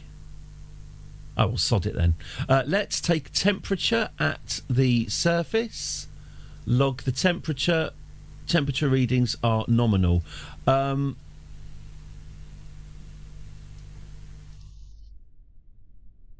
Okay. I've logged the temperature at the surface, and I forgot to put a second thermometer on. We'll just have to remember to do that later. Okay, let's launch the Sergei Korolev. 10, 9, 8, 7, 6, 5, 4, 3, 2, 1. Woohoo! Here we go. Right, so this is a significantly more powerful booster. Is this... Oh, we've lost... It's okay. It's all right. It's all right. We're still in the sky. It almost certainly won't shake itself to bits. Look, see, it's fine. Absolutely fine. Oh, careful. I thought you said you were a good pilot, Jeb. There we go. That's the booster finished. That's a good height, isn't it? That's a good height. All right. Are we ready to separate now? We don't want to leave it too late, do we, Jeb? Do we? We don't want to leave it too late, do we? No. Right, crew report. I take it, yeah, that will overwrite the old one. All right, we won't overwrite that crew report. We won't overwrite the thermometer. Right, this is a nosedive, Jeb. Probably a good idea to hit the separation now. Oh, only just. And there we go. That's us testing the parachute as we were ordered. Hasn't quite opened yet. As the booster hit the... Again, I keep meaning to put a bloody parachute on these boosters so I can retrieve them. Try and remember that for next time. Anyway, Jeb, get yourself splashed down.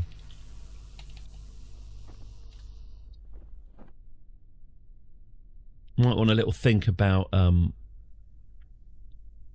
just think about science. Very shallow sea. But then the Kerbals are obviously very small. Beautiful sea. I mean, for all of... they're an advanced society, but they've got crystal clear waters. They must be doing something right. Fantastic. Let's recover that vessel. And that should be 2 missions also complete. Let's have a look. Science, funds, XP gained. And we've now got 20 sciences to spend. Excellent. Oh.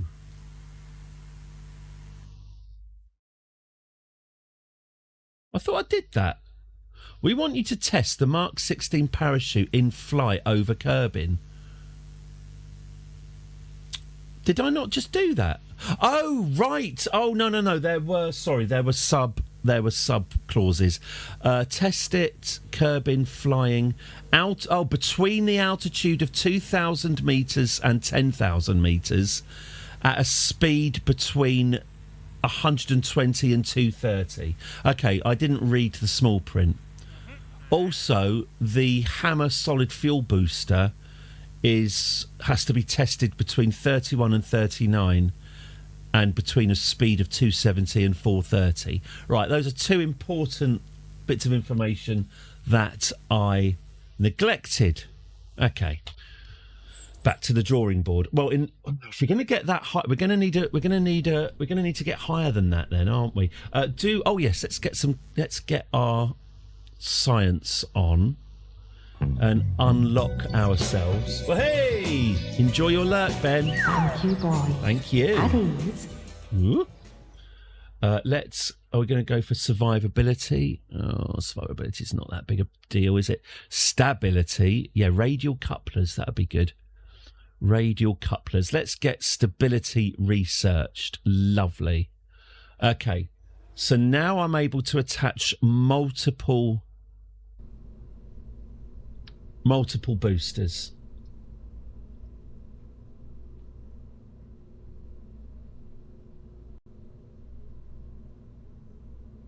He says. Okay, so if I get... Fine. So if I put this booster back, let's then get this radial decoupler here.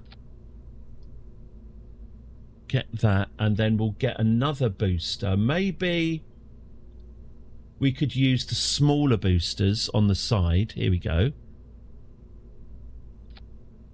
Stick a fin on each one of these.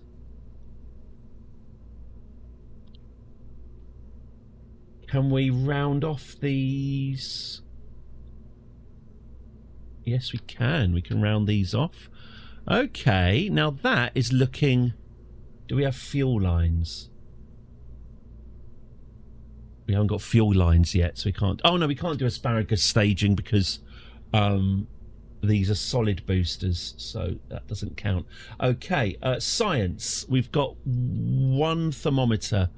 One thermometer's probably fine, isn't it? Okay. And we've got this Mark 16 parachute. Okay.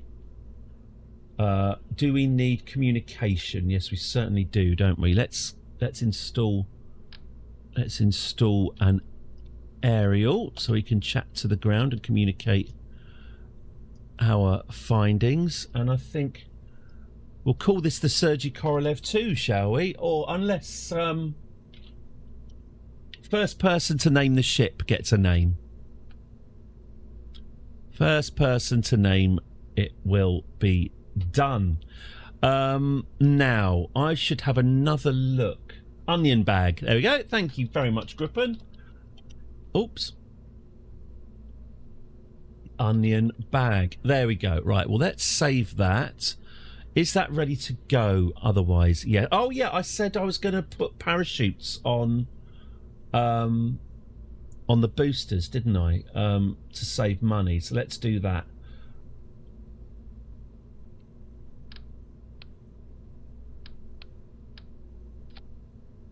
Oh, well. There we go. So the boosters, I want all the boosters to activate, then detach the outer ones while also simultaneously activating those parachutes. Okay. I think that's it. Let's save onion bag.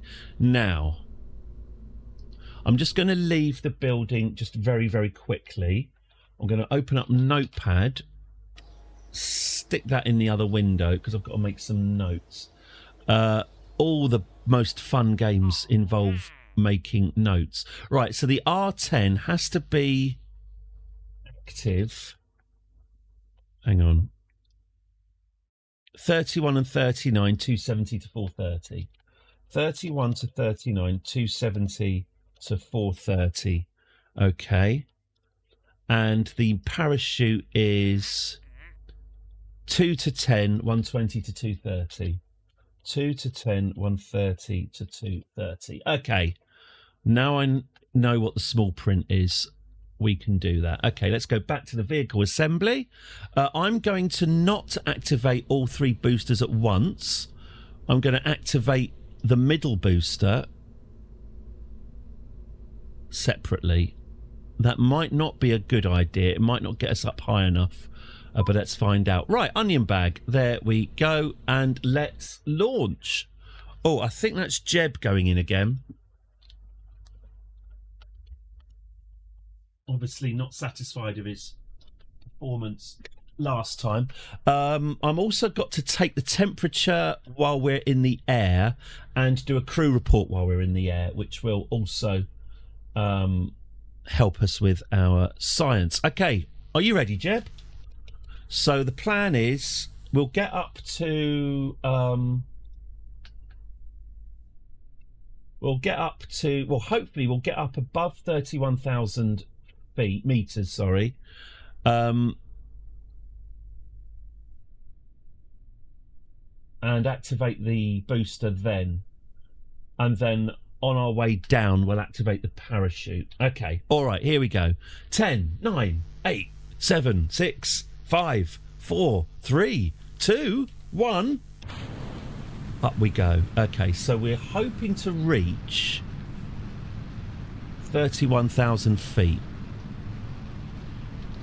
Okay, we do have some stability problems. That is not the most efficient way to fly into space. Yeah, that's going to need that's going to need some work, isn't it, Jeb? Also, I really... Oh, by the way, do abandon those. Hey, look at that. Those boosters have got parachutes on them and they're working. So that worked. That was nice. Oh, Jeb. Crew report, please. crew. I know you're terrified. Just, you'll be fine. Okay, let's activate this booster then. I don't think... No, we just have too many... Oh, Jeb. I'm afraid you've got to let it just run out, mate. He might be about to pass out. Oh, dear. It burns for a long time, doesn't it? This isn't quite what he signed up for. Can I have a temperature reading, Jeb, when you've got a moment? Yeah, I know you're busy. I know you're busy. I just could do with a... Okay, forget it. Oh, I didn't put a parachute on that one either. Okay. So we have just managed to dump that into the sea. Could you just log the temperature for me? Thank you. Oh, this game's amazing. This game, I lived in this game for a very, very long time. Oh, the sights you're going to see, Gruppen. The sights you're going to see. Don't forget, we have a whole solar system to explore. We've got so many stages to go until we're able to do that. But here we go. We're going to have a lovely sense of progress. Okay, so that was a splashdown. I think that was a failed mission, but we did get some more science out of it. So we can now use that science to buy some upgrades. We're going to have to work on our stability because our stability is extremely poor. Okay, general rocketry. Oh, we've only got 15 science, so this is all much of a muchness. We've got heat shield, service bay, landing struts, drogue chutes. Oh, the radial mounted parachutes could be useful, actually. All right, we'll research those then. Okay, so that was it was a failure. Let's call it what it was. We don't have any stability. Do we now have better fins, I wonder? Yes, we do. We've just unlocked better winglets. Right, that is going to help massively. Let's get rid of this shite. Let's upgrade.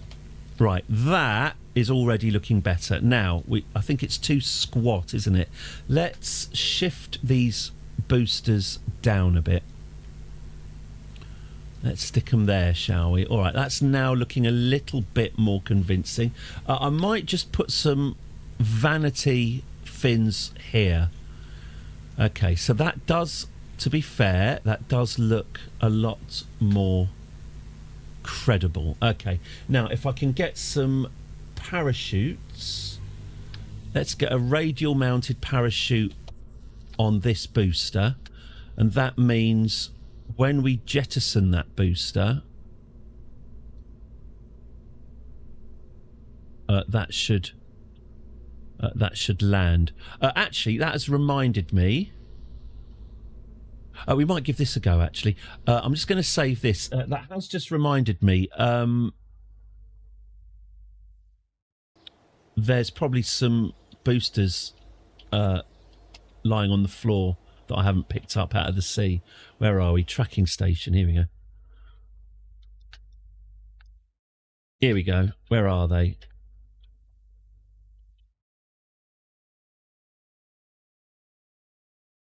No? Can we not see them any further in than that? Oh, okay. All right, fine. Oh, all right.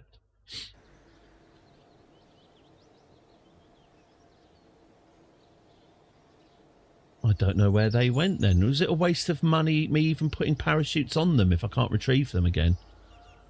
Very possibly. Anyway, okay, cool. Let's launch. Who's going to drive it this time? Valentina, you probably need more experience. Get yourself on there.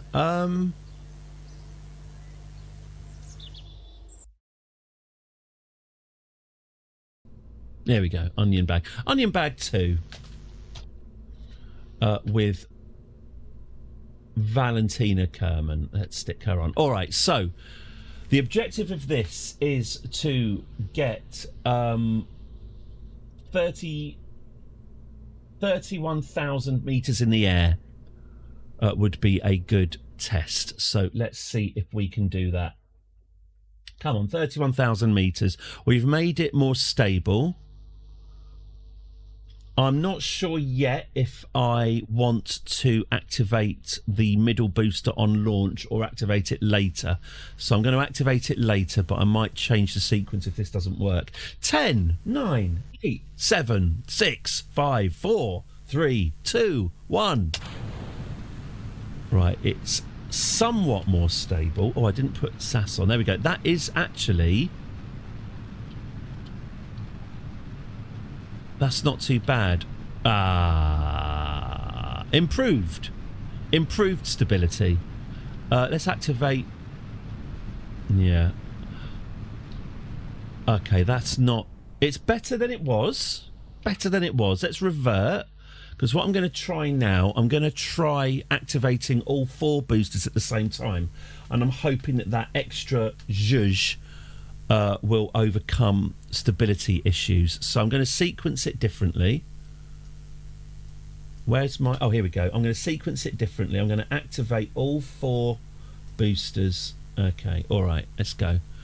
10, 9, 8, 7, 6, 5, 4, 3, 2, 1, go! All boosters go. And that's immediately quite unstable. We are, however... Oh, there we go. Not quite there. Getting there, but not quite. Yeah, that's a rough ride, Valentina. That is a rough ride. Okay. Am I already over-engineering this? If I lost these, what would happen? Definitely needs a toggle flange. If I just ditch those boosters and just go with a nice classic rocket shape there, how's that? That is probably... Will it go as high? Onion bag 3, by the way. I absolutely don't know if this is going to go high enough, but it's certainly lost a lot of weight. So let's have a look. So the cut back onion bag, let's have a look.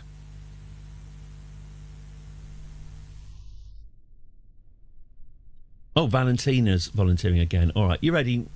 10, 9, 8, 7, 6, 5, 4, 3, 2, 1, go. Okay, sorry, I just need to revert that. I'll tell you exactly what I need to do. I need to press T before launching. T activates the SAS. The SAS is the... Oh, it's pilot anyway. It's stability assistance system, I think. Basically, by activating that, you're activating Valentina. So Valentina is piloting it. When that's not activated, it's basically just physics. When it is activated, Valentina is intervening. She's not a very good pilot at the moment, but it's still better than nothing. Anyway, 10, 9, 8, 7, 6, 5, 4, 3, 2, 1, go. Yeah, that's not stable, is it? Oh, no. Oh, I don't know. It's listing. Oh, it's listing to that side because that's where the parachute is. So the parachute placement is actually knocking it off. Well, that's no good, but I do have to test that parachute. Contract parameter complete. Contract complete. Complete. We've broken a speed record. We've broken an altitude record. Great. Okay.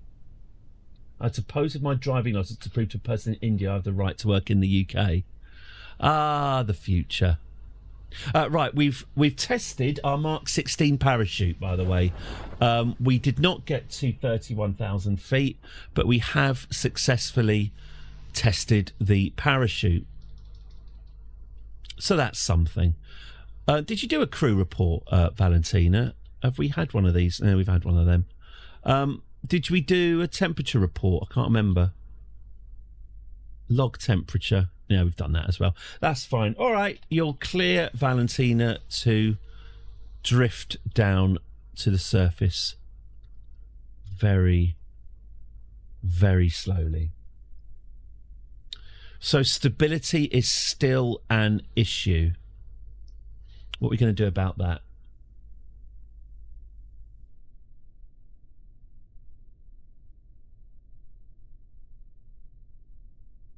Oh, I know how to get some more science.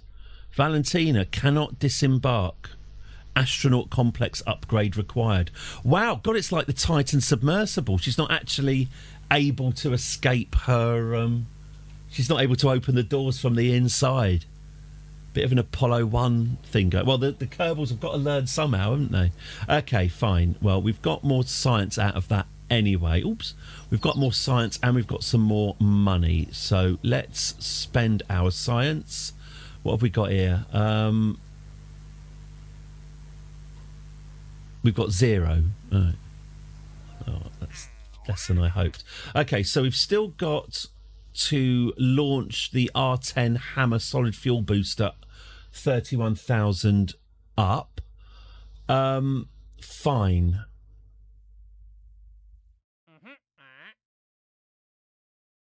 Also, we've got to test the Flea solid fuel booster at an altitude of 61,000.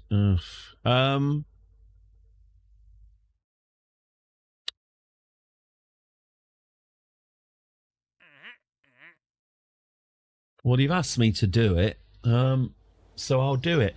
Okay. But we really want this to fly upwards. Okay. What are our options?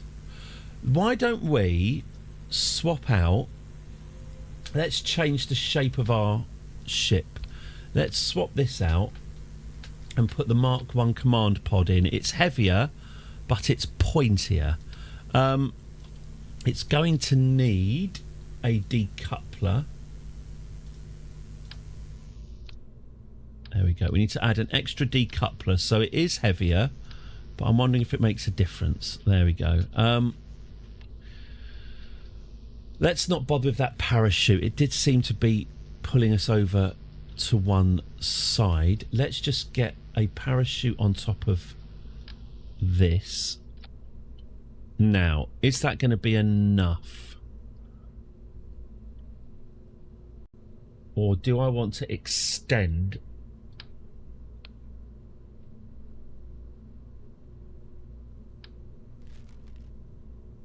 Let's try this. Let's try the onion bag 4, shall we? Let's just see how this flies. You think 6 fins? That's the next level. Obviously, the fins do add weight, and I do want to get us up to 31,000, but it's incremental, isn't it? 10, 9, 8, 7, 6, 5, 4, 3, 2, 1, go. There we go. It was the module. We needed a more pointy aerodynamic tip. There we go. Now we are travelling into space. We're not actually... We might well get to 31,000 feet, but... Oh, dear. Yeah, don't burn up. Okay, so we're definitely going to get to 31,000 feet. Do you want to do a crew report on what you can see from the upper atmosphere? There we go. So, unpowered, as in with just one zhuzh of boost, we've gone... Where have we gone? 31 to 39. So, I take it that hasn't... World first milestones. You've broken a speed record, altitude record. Okay, cool. All right. So, we've gone all the way up. We're nearly into space.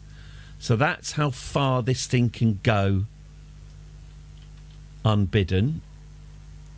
It might even make it all the way.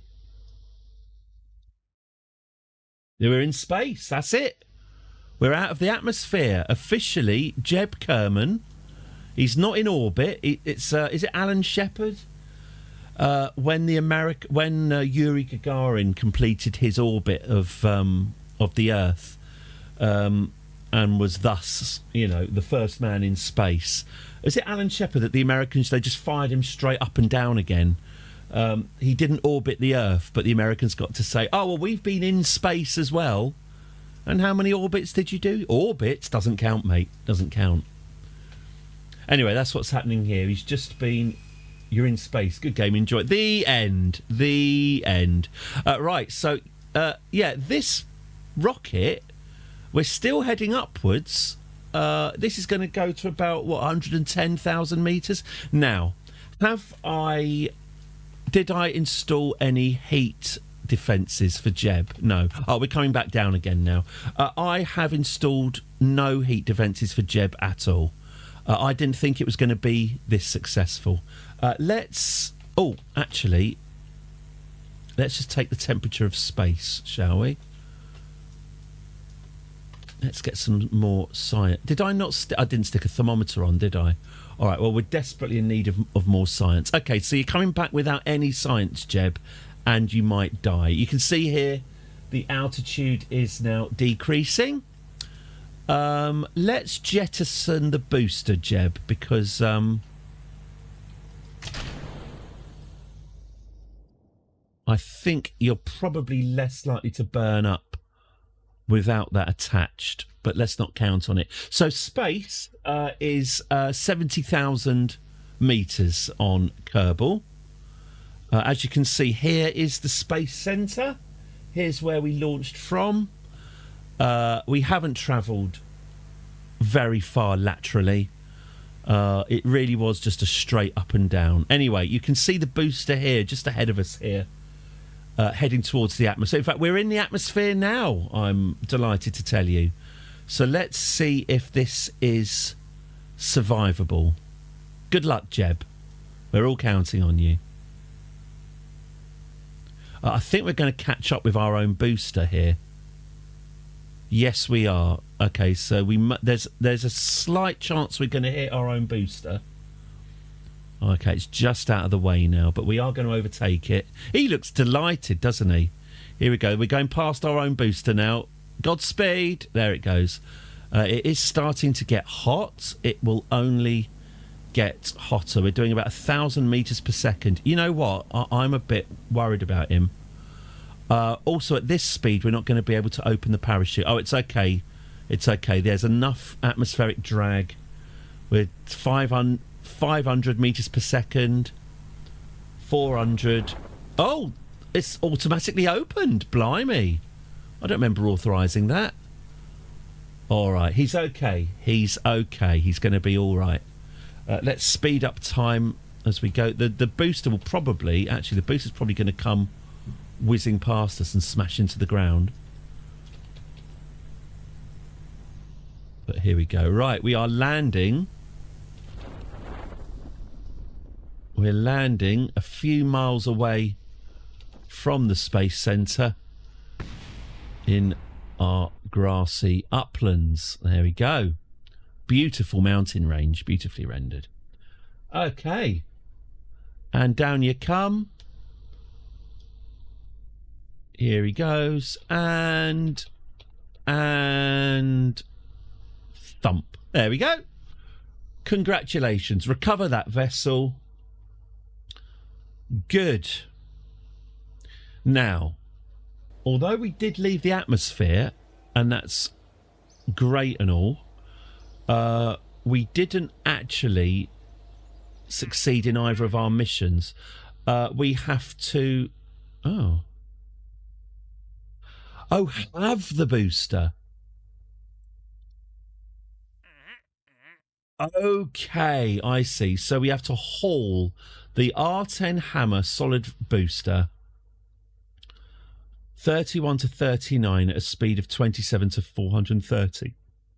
Okay, I thought I might have done that by mistake. And test the RT5 Flea solid booster at an altitude of 61,000. Okay, so we need the RT10 and the RT5. All right, back to the drawing board.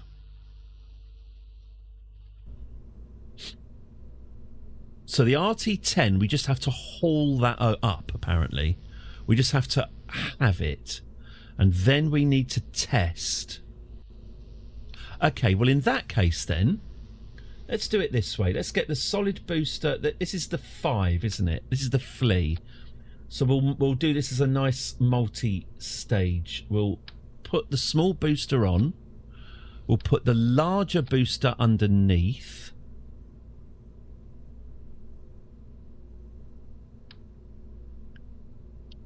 Get our 3 fins. We'll also get some complementary fins for the upper stage. There we go. Let's get some goo.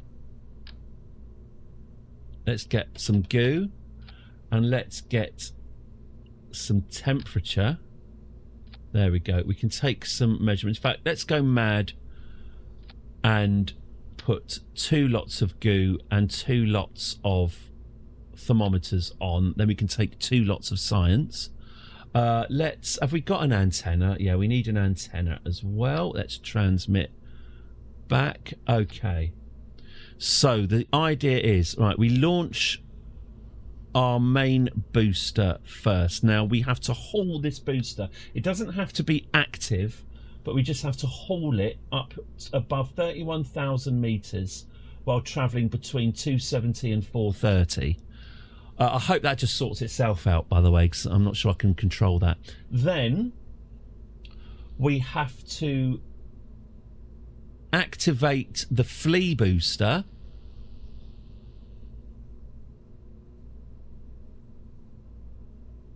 Was it above 61? Oh, I have to have a look. I'll just have a quick look. We have to activate the flea booster.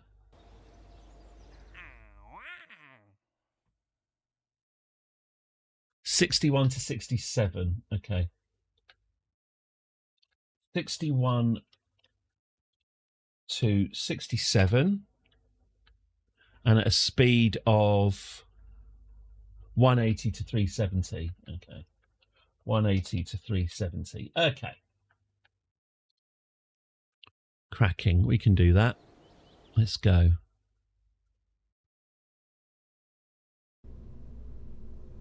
Are we all good? Right. Who's next? Valentina, you haven't had a shift. In you go. Lovely stuff. All right. Is that it for Onion Bag 4? I think it probably is. Lovely. Okay, let's go. So again, no idea how stable this is going to be. So I've got 4 objectives here. To haul this booster up above 31 within that speed, and then to activate the smaller booster between 61 and 67,000 feet. All the time trying to remember to take temperature readings, crew readings and goo readings.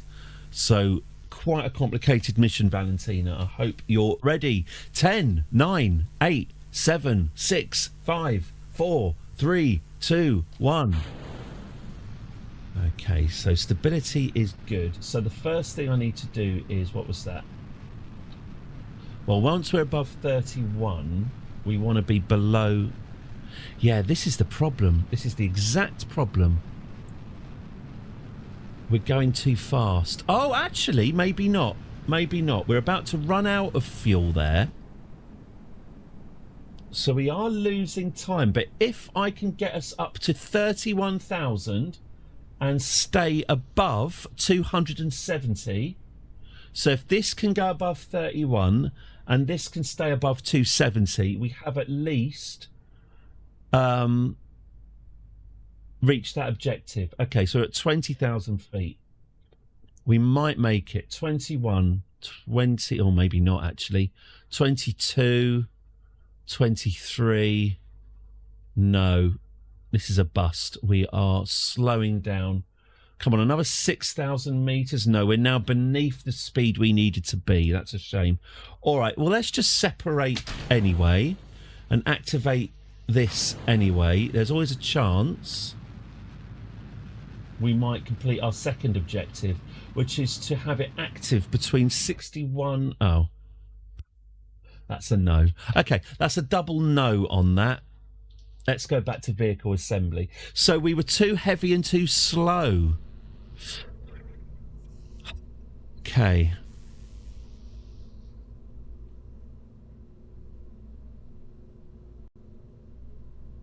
The onion bag 3 wasn't too heavy and too slow, was it? But what was wrong with the onion bag 3? Why did the onion bag 3... Let's take that off. Let's go back to the onion bag 3 then. Let's launch that. So, we need this... We need to haul this booster between above 31,000 metres between the speeds 270 and 430. Okay, we'll launch it. Sorry, there was no countdown.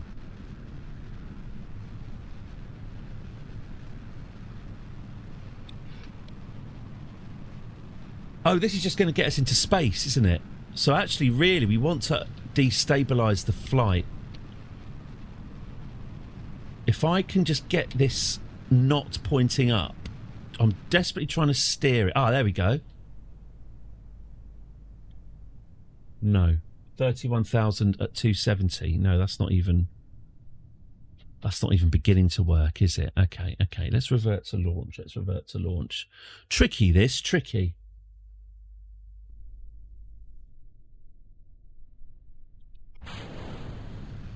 So if we let it go straight up, 31,000 metres, we have to be doing above 270 and beneath 430. So the speed's all right.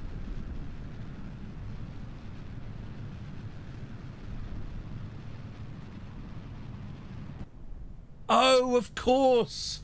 I've been a fool, haven't I? I've been a fool. This is, of course, Onion Bag 3 had the incorrect shaped crew module. Okay, let's go back to Onion Bag 4. Get rid of this.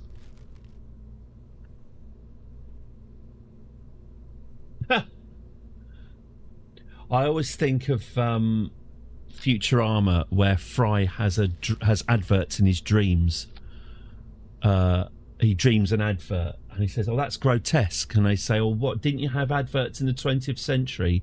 "Yeah, we had adverts on TV, on radio, on billboards, in magazines, in taxis, on trains, on planes, on the internet, but we never had them in our dreams." Anyway, right. So am I right in thinking this Onion Bag 5, which has this booster, is this now too powerful? Am I fannying around between a ship that's too unaerodynamic and a ship that's too good? Let's have a look. So if I activate this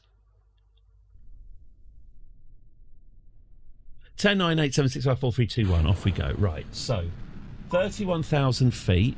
Meters. 270 speed. Okay.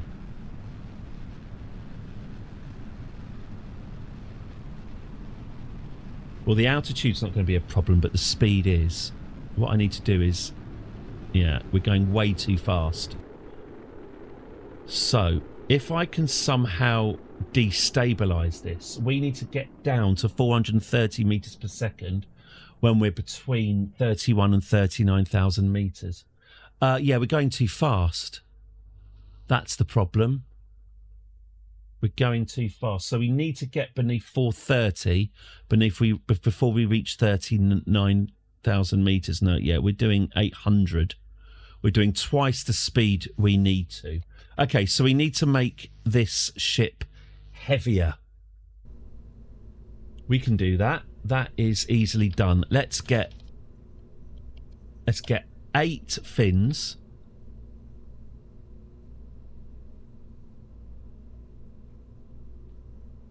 You know what? I'm also inclined to... Actually, let's just get rid of the separation. Let's get 8 fins. And how can I make it heavier? A service bay, mass 0.1 tons. Something nice and bulky and unnecessary. These parachutes are pretty bulky. Yeah, those wings aren't quite enough. All right, well, shall I try let's try this then. Let's just put a completely pointless service bay on it. In fact, sod it. Let's put two. Let's put two completely unnecessary service bays on. So that should be a heavier ship that can still get up far enough. Oh, pardon. Let's give it a go. So, as I say, what we're looking for is beneath 430 meters per second, between 31 and 39,000 meters up. So, as I say, the altitude's not going to be a problem. It's more the speed. And this is unthrottled, by the way. I'm not actually able, because it's solid booster, I'm not able to turn the engine off once it's on. So, as I say, I can't just simply slow down. We're just sitting on a giant firework. Okay. So, we've run out of fuel. Speed is bleeding off quite fast. This is looking all right, actually. So, if this can get beneath 430 in about 10,000 meters time, we should be golden. Okay, 26, 27, 28, 20. I think we're going to do it. 30. Right, we're now in the envelope. If we can get this down to 430 meters per second before this reaches 39. Oh, not quite. 37, 38. No, we need one more. We need one more pointless cargo bay, and that hopefully will be enough. Okay, let's stick that on, shall we? One more bit of ballast. Okay, onion bag 5, off you go. Is this not incredibly exciting? Don't worry, we will be getting to the moon eventually, but as I say, it's the career mode, so I do have to earn those points first. Okay, so we've now got this unnecessarily heavy rocket, but very, very stable, as you would expect from that amount of flare.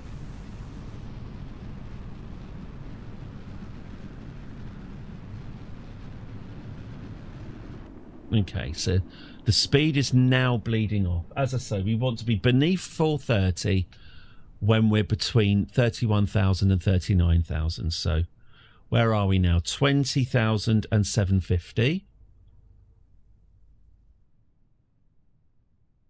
25,000 and 680.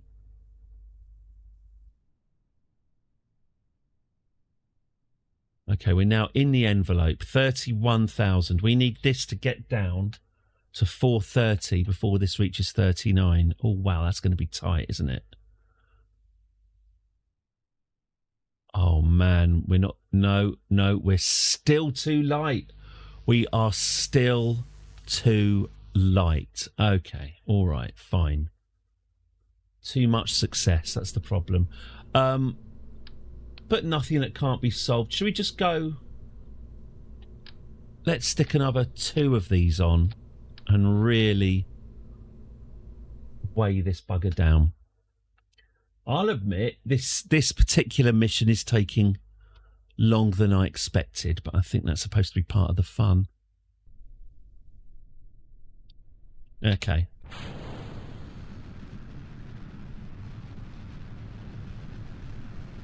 All rockets inevitably tend towards the phallic.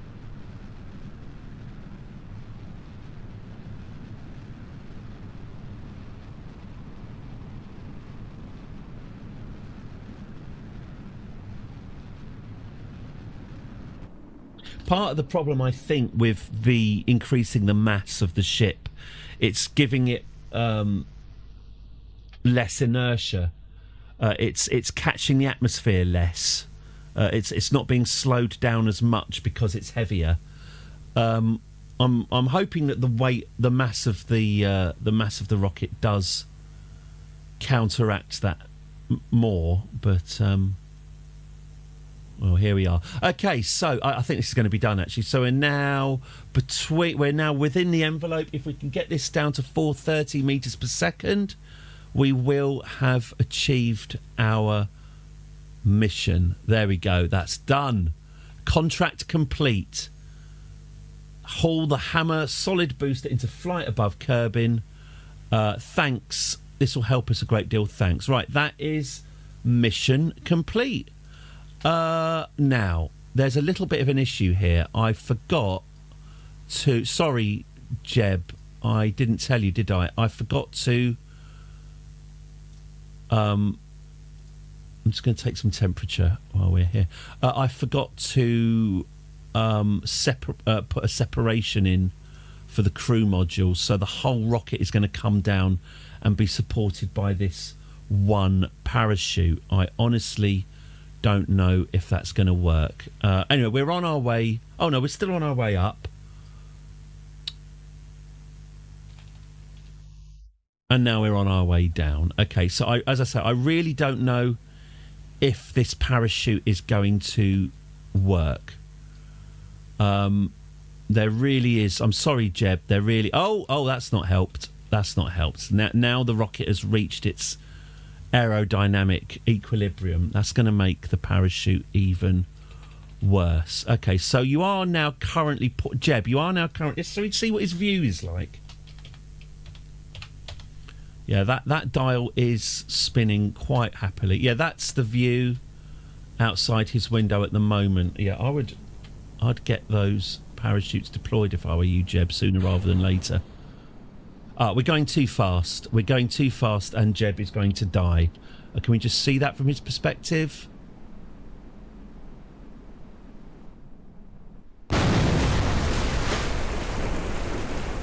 That's your death right there.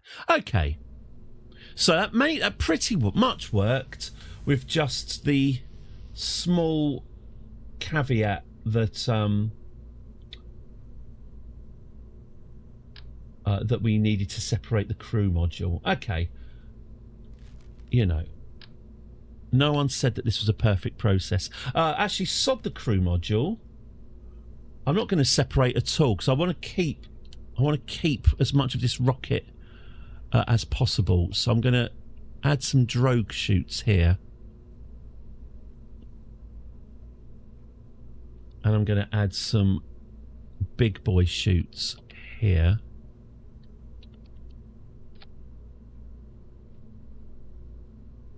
Okay, and now I'm hoping that these parachutes will activate. Okay, so let's launch the onion bag. Oh, craft has too many parts. The vehicle assembly bit. Okay, that's because I've...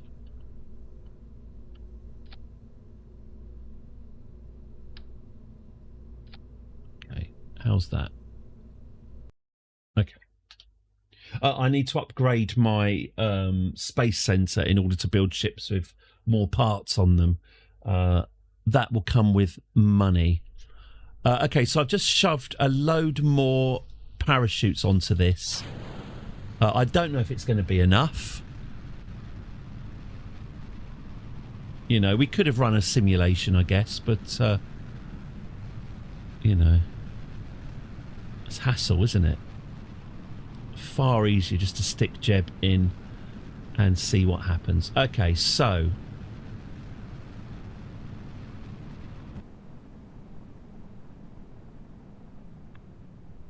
hopefully we actually make our objective. So we need to be, what was it? 31 to 39, and we need to be well above 270 realistically. Okay, that'll probably work, won't it?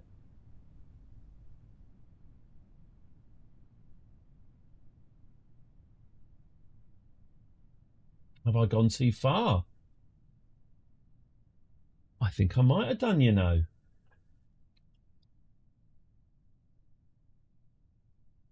We're not going to make it, and now I've made it too heavy. Okay, well, if too many parachutes. Yes, Jeb, too many parachutes. That's right. Yes, there is such a thing. I didn't know either, but there we go. All right.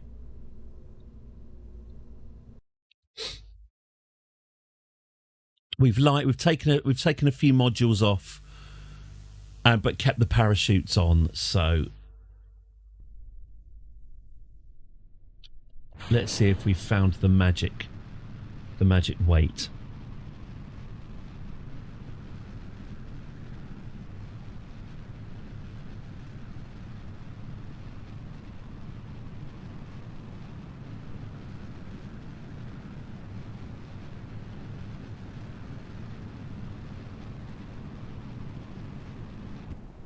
That's that knocked out. So, what is it? 30. Oh, I'm so sick of this. 31,000 meters.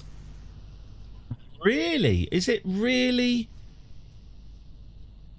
How have I've broken this ship by putting parachutes on it? Amazing, amazing.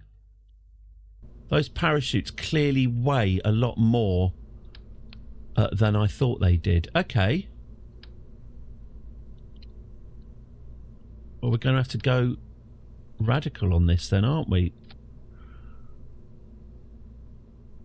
Blimey. I did not anticipate this being... Didn't anticipate the onion bag being the most challenging mission I was going to do. Okay, well, that's got a bit more pace behind it now, at least. We've got the drogue chutes and we've got... Okay, that's all looking... very happy.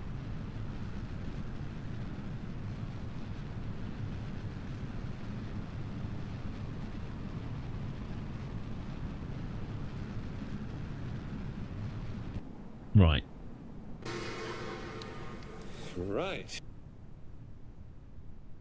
Okay, I think this should be okay. We need to be beneath 430.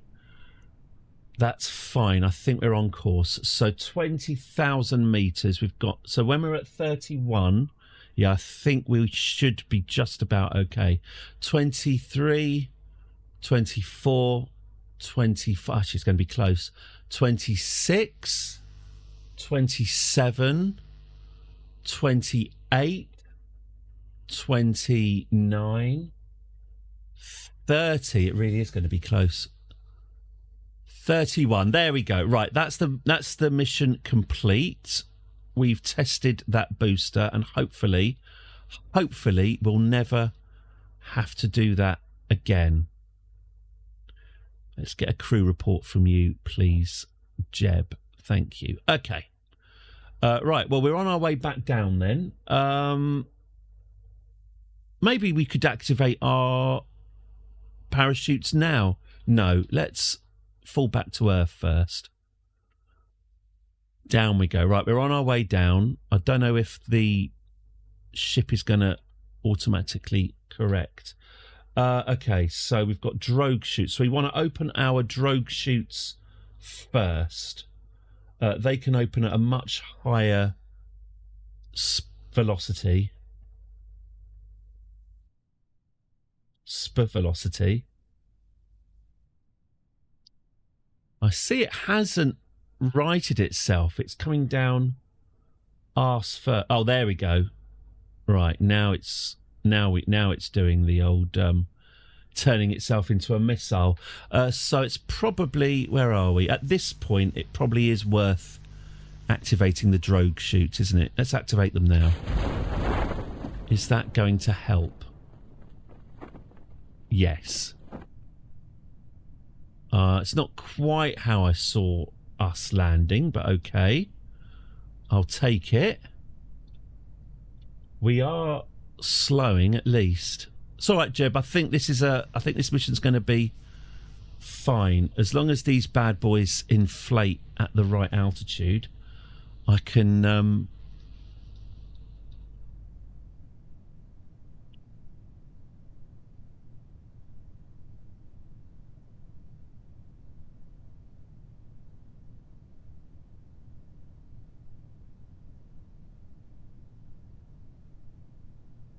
That's fine. Okay. Where are we? I guess we speed up time a bit, shall we, Jeb? 4,000 meters, 3,000 meters, 2,000 meters. Actually, the drogues would almost certainly land him all by themselves. I probably didn't need the big boy parachutes, but we'll deploy them anyway. We've packed them. We should deploy them.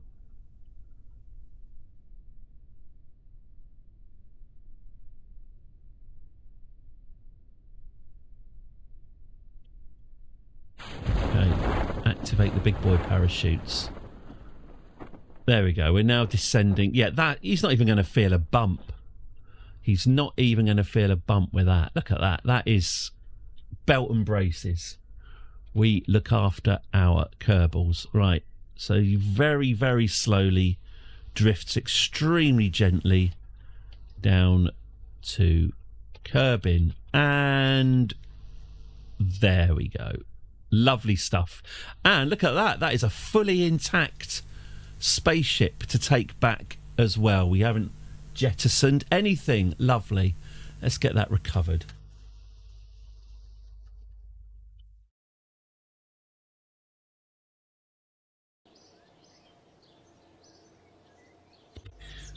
Lovely. Science, science, science, science, parts, parts, parts, parts. Ooh, pardon. Good. Right, we've got loads of science from that, and we have also completed that mission. So, what have we got here?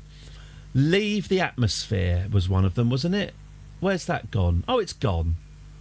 Oh, we did have one that said leave the atmosphere. We don't anymore. Okay.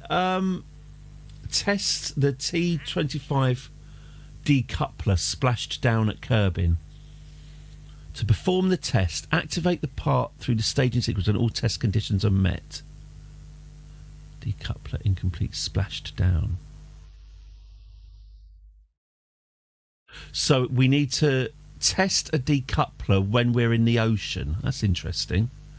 Conduct a focused temperature survey of Kerbin. Okay, we can do focused surveys when we're able to actually control the spaceship.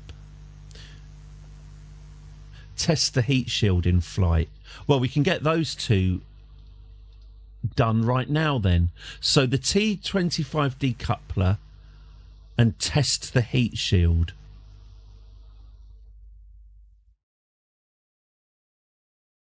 Test the heat shield between 16 and 28 at those speeds. Okay.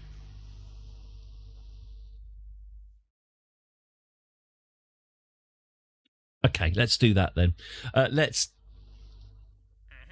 Oh, can I not? What have I got? Oh, I've still got to test the flea solid fuel booster. Okay, I've still got to test my flea between 61 and 67 at 180 and 370. Okay. If you left the atmosphere before picking that mission, you also completed it. Oh, thank you very much, Nerdthagoras. Excellent. Thank you very much. Oh, good. That explains that. I thought I'd just missed it. Thank you. I shall follow you. Awesome. Right. Okay. So I still need to test the flea booster, and I need to test the TD-25 while we're floating in the water. Okay.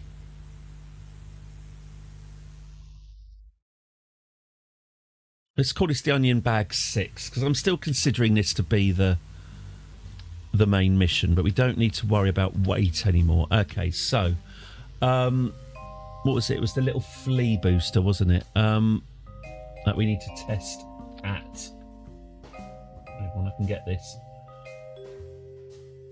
61 to 67. Okay, and was it it was the T? What's it called? Decoupler, wasn't it?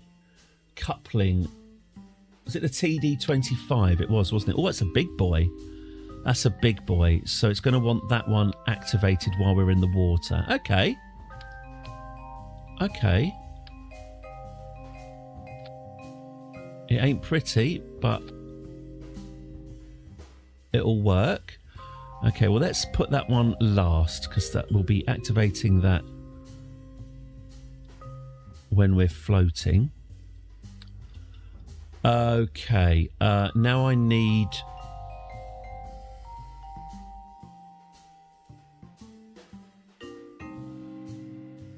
Let's do this then. Let's get the flea booster. I'm going to go back to the old design. Let's get the flea booster, which we have to test in the upper atmosphere. Let's get a D. Let's get that multi-staged. There we go. And then we've got our big boy booster here. So we're going to activate our big boy booster first to get us off the pad. Then separate. Then activate the flea. Then come back down again. And then activate this giant ring when we are floating. Yes, there is music, isn't there? I thought I'd killed the music. Yeah,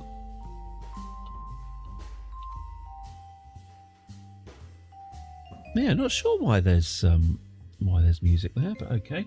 All right, fine. Onion bag 6. Who's up for this then? Oh, we probably don't need the goo experiments, do we? And we don't need the goo experiments, or at least we don't need 2 of them. We could have 1 of them. Oh, sometimes the music activates in the VAB. Oh, cool. Thank you very much again. Sorry about the music. I'd just like to say A blue for you, Catherine. Yep. Blue. Sorry. Catherine, I'm really sorry. I'm really sorry. Okay, there we go. Onion bag 6. We've got fins, we've got staging, we've got parachutes, we've even got goo. I think we are good to go. Onion 6. Onion 6. Godspeed. So we're testing the small booster between 61 and 67. Oh, I should have got some upgrades in the science bit, but I didn't. Oh, well, we'll go with what we've got. And then we're activating the ring over the sea. Okay. 10, 9, 8, 7, 6, 5, 4, 3, 2, 1. Blast off. Okay, so this is just to get us up. Oh, pardon. I'm not sure this is going to have enough power to get us up to 61,000 feet. By not sure, what I mean is we definitely don't have enough power to get above 61,000 feet. Never mind. No, we really don't. Not even close. I could always just activate... I can activate the ring in the middle of the sea, though. I can at least do that. Let's dump that. That's not working. Are we even going to land in the sea?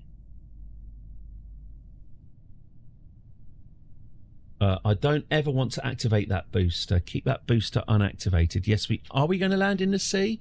Oh, actually, why don't I just hang on? Why don't I activate the booster? Let's go for a bit of a flight, shall we? Let's have some fun. Oh, I can't actually steer it. Oh, we're not headed towards the... Oh, Jesus. Come on, Jeb, fly! Fly, Jeb! Fly! Get... No, it's not happening.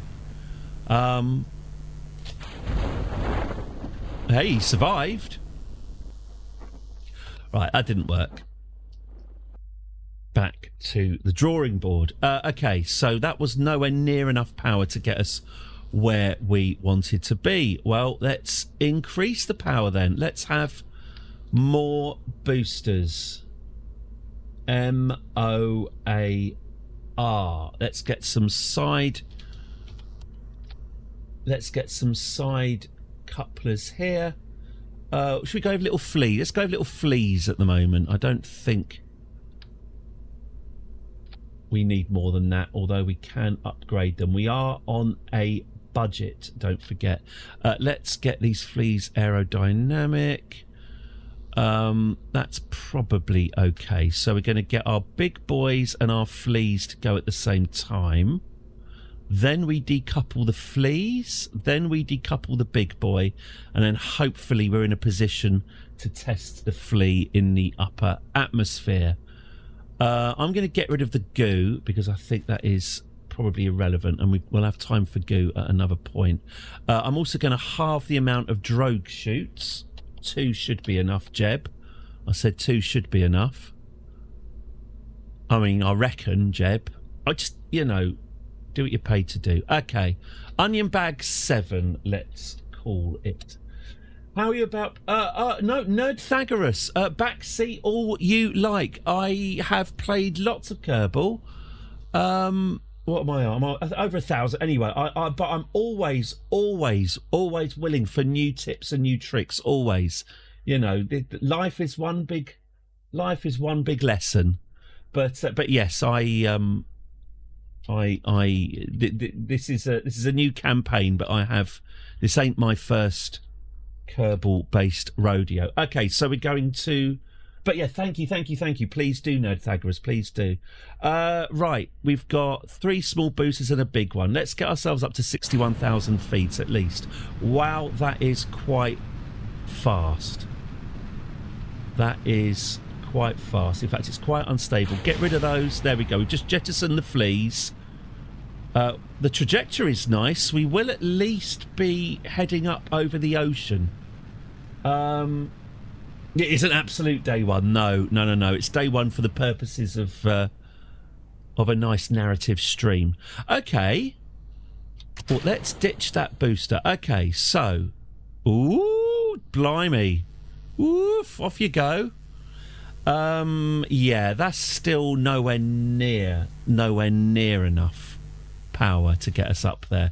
We are going to need to up our game. So let's replace these flea boosters with more powerful ones. Now I've just remembered again, I've got a load of science I could be spending, which is true. I'm actually just more curious at this point to see if this works. I'm not expecting this to work, but I am curious. So let's have a look. Let's get all these 4 big boys up at the same time. We could probably do with a bit more in the way of, there we go. Let's fin this baby right up. Okay, let's try again with bigger boosters. Let's see if we can get up to 61,000 meters. I don't think so. I think we're going to have to go back to the drawing board and get some new science done, but just so I know. Okay, that is fast, and they are lasting a lot longer. Okay. We are losing stability, and we are going the wrong way. Well, we'll have to sort that out once the rockets are finished. Where's my Kerbal I used to have? Oh, shit. Yeah, that was... Let's go back to the drawing board, shall we? Let's go back. Revert flight, vehicle assembly. Okay. Yeah, the Kerbal engineer is there. Weirdly, Nerdthagoras, I'm a bit annoyed. I've usually have... when I'm in flight, Kerbal engineer usually gives me numbers telling me what my estimated. I get a lot more estimates on how it's performing. I'm not seeing those. I don't know if I've accidentally knocked that off in Kerbal engineer or if an update has killed it. Right, let's go back to science. What can we've got loads of science we can be doing. General rocketry. Well, let's research that. That sounds important. Advanced rocketry, do we have enough for any of this? No, we don't have enough science but we do have more in the way of rockets. All right, let's get a new ship on the go. You'll find that on the right there'll be a Kerbal engineer button to open overlays and configuration. Thank you, Nerdthagoras. Thank you. If anyone wants to supply me with a new name for this slightly different mission, I'm open to suggestions. Okay, so we need to start again. Okay, coupling. Let's get our T12. No, let's get our T25 decoupler, which is the item that we are. USS Chicken Super Noodles.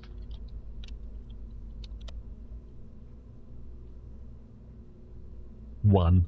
There we go. Right, let's get our flea booster because that is what we're supposed to be. Oh, Skullface Rory. Okay, Skullface Rory.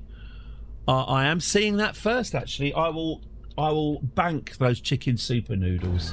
A blue for you, Catherine. I'm sorry. Blue. You've named him after Rory rather than the... Sorry. Catherine, I'm really sorry. The war criminal one. Right, let's forget boosters now, shall we? Let's upgrade our lives and go for some quality engines. The swivel, no, let's go for the Reliant. Let's go for raw power. Oh gosh, yes. Now we're going to need some fuel tanks. So here's an actual proper throttled steerable engine. It's a cut above the boosters we've been using. Unfortunately, this is also going to need a fuel tank. So let's go minimal. I suspect we're going to need more fuel than this, but let's keep things minimal for now. So we'll be actually, I tell you what, we can always add more boosters if we have to. Okay, so you know what, I'm not gonna fool myself here. Let's just go with a double fuel tank.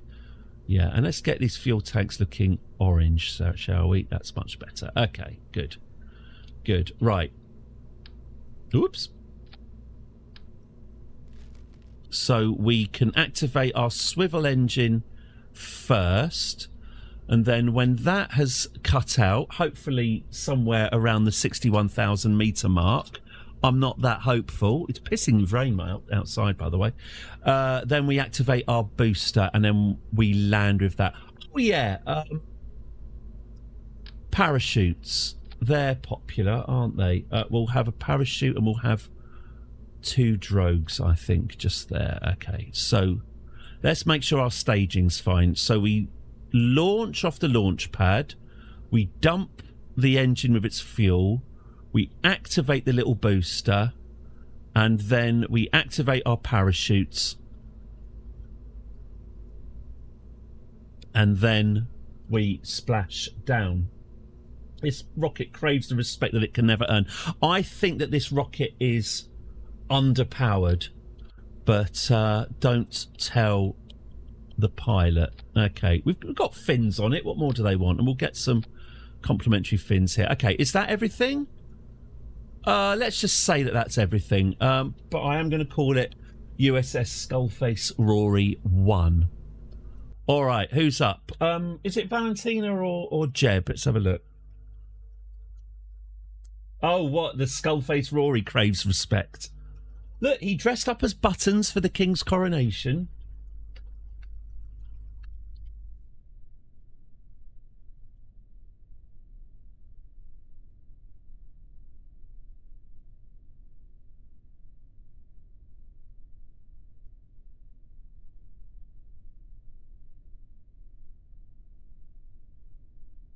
Look, what is it, Space Ben? What is it about this man? What is it about this man that lacks respect? Look at him.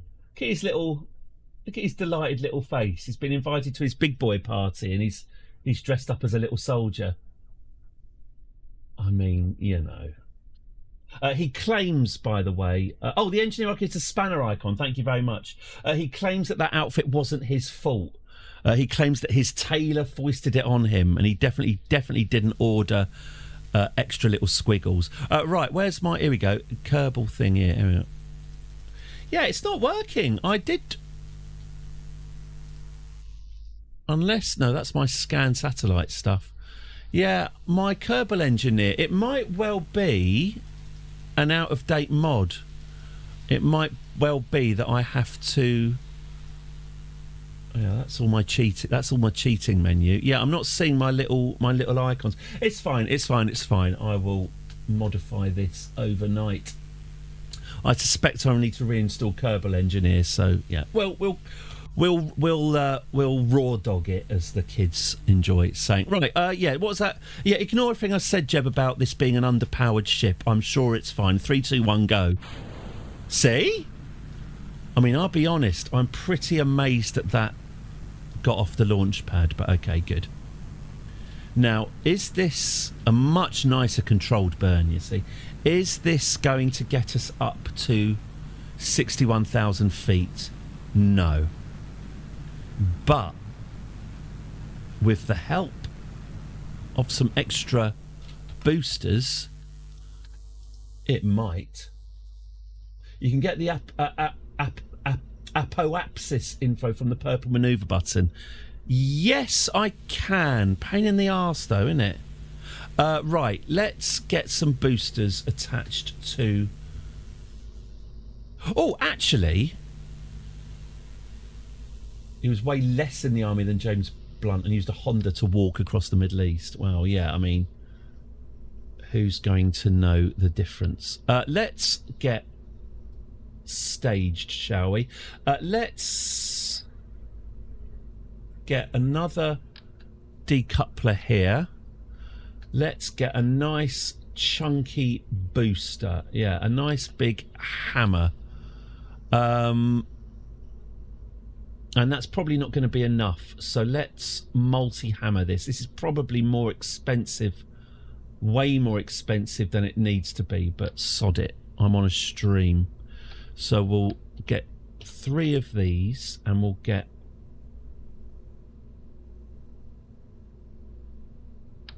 more hammers here. Okay. So that is fairly, that is, I would say, overpowered. Let's find out. So let's stick some fins on here.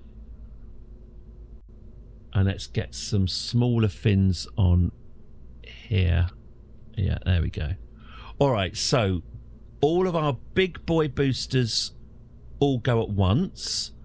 Then they're all going to expire at the same time. So then we get rid of them, and then we can activate our swivel engine to take us up the rest of the way. Right, Jeb, let's try this. Launch pad can't support vessels heavier than 18 tons. This is 20 tons. That's fine. Let's reduce the number of boosters to 2 then. And let's go for double winglets. Okay, how's that? Is that light enough? Just about. We're just about making it underneath the limit. I'm going to have to spend some money on upgrading our launch pad because, let's face it, things are only going to get more and more elaborate. Right, you ready, Jeb?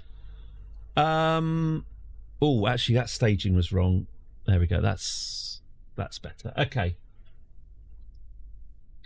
10, 9, 8, 7, 6, 5, 4, 3, 2, 1. Yeah, what I like about Blunty, he's self-deprecating while also very, very much enjoying the vast wealth given to him by a lot of slightly soggy gusseted middle-aged ladies. He's very much having his cake and eating it, and I do admire that. Good for him. Right, it's not the most stable. Ooh, it's not the most stable flight. Oh shit! All right, okay. There's been a bit of a problem, Jeb. I accidentally put the button that separates the engine. I staged that before actually activating the engine. Yeah, this rocket is broken. This is a yeah. There you go. Do you see the problem? You see the problem. Yeah, well, let's try that again. Is this a race to divest myself? I don't want to think about the money that I'm burning making these overly elaborate ships, but yes. Oh yes, I also didn't fix the stability problem, did I? Oh well, that's done now. Right, we want to activate the engine before separating the engine. That's where we went wrong.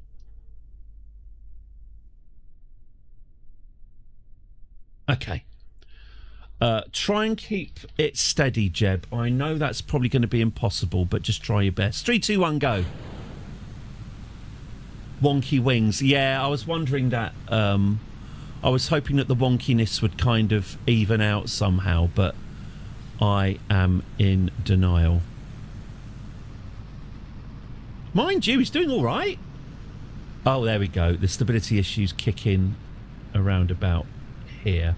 Well, let's get them separate. Let's get rid of those boosters. Oh, I've accidentally... Oh, maybe that... Oh, dear. No, we're heading the wrong way, aren't we? We're heading the wrong way. All right. Let's make it stable. Fine. Fine, you want your wings on straight, I suppose. Okay, let's get rotating. Yeah, you can do that. All right, 2 wings each side. Yeah. All right, fine. You can do that. It's probably all right. Yeah, and let's get another couple of wings here. Let's double these fuckers. Okay. And let's get all the boosters firing all at once, shall we? Good. All right. This is the one. Skullface Rory. Let's go.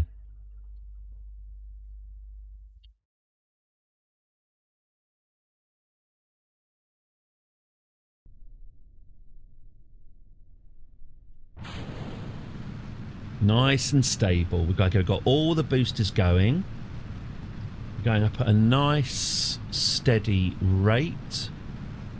I'm not going to worry too much about which direction we're going. We can worry about that. Ah, we go. Oh, no. Oh, not bad. Keep it together, Jeb. Keep it together. Okay, now jettison. Okay. Can you stabilise that? Are you able to stabilise that? Okay, go. Try your best, mate. Try your best. Come on, point it upwards. Point it upwards. We might still do this. Stranger things have happened. Okay, we're not going to do this. We're not going to do that, are we? That's simply not credible. But what we could do is test. At least we can test. Up is up, yeah. At least we can test this giant, ridiculous. At least we can test the ridiculous ring. Let's just burn off. This fuel, shall we? So we're nice and light, and bring it down into the sea. So yeah, well, half successful mission, kind of. At least when we splash down, if we can get this activated, then we don't have to attach it to the Rory 2. All right, we are definitively heading in a downwards direction. Hold your nerve, Jeb. Hold your nerve. Here we go. What do you reckon? About 5,000 metres? 7, 6, 5. Get those drogues activated. Lovely stuff. We've only got 2 drogues, haven't we? Yes, okay.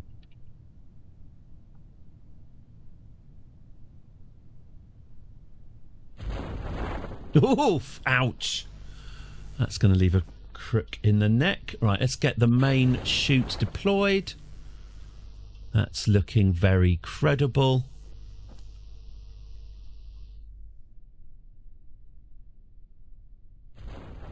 I think getting rid of that giant decoupler at the top, I think getting rid of this is going to help the stability for Rory 2. Anyway, come on then, Jeb. Let's go for a swim. Water looks lovely.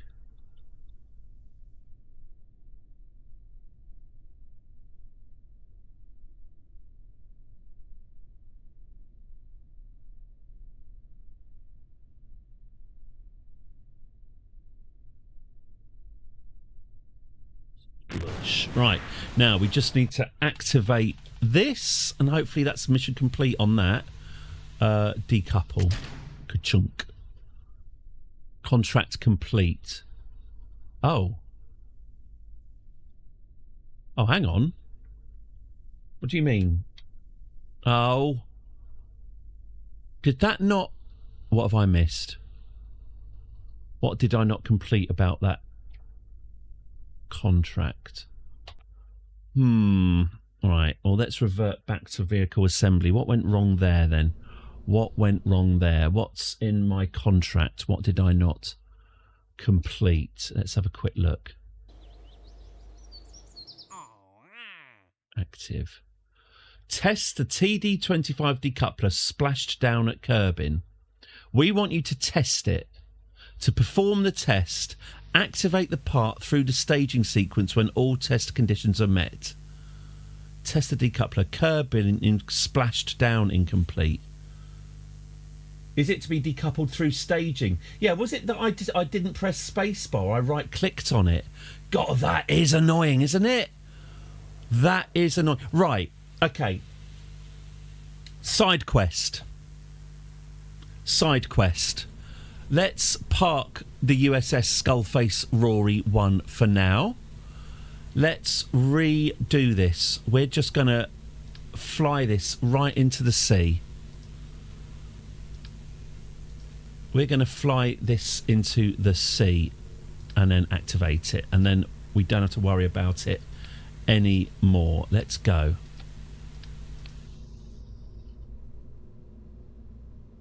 This is going to take a very short flight into the sea. Okay. Is that it? Is that it? Are we good? Right. Skullface Rory 1A. This one is called. Let's save it. Let's just drive it into the sea. Then I don't have to worry about having that. The TD25 decoupler? But I ain't spending any time on it. Exactly. Okay. Which way's the sea? There it is. Okay. Now this is minimal. Okay. Where's my staging? Yeah. Yep. All good. Go. No, it's the wrong way. You want to go that way. Go 90 degrees. 90. That's it. Okay, just get yourself. That's it. All right. Good. That's it. Nice and over the sea. Let it run out. That's it. That's fine. And there we go. Activate the parachutes. If they could slow me down, that would be awesome. Activate the main parachute. Right, now, hopefully, all I need to do now is plop down into the sea and press the space bar, and that should be mission complete on this.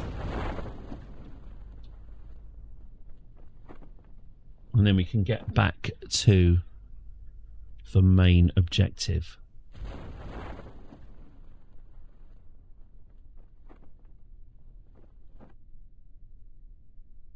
This is why I like to open the parachutes a bit closer to the ground, because the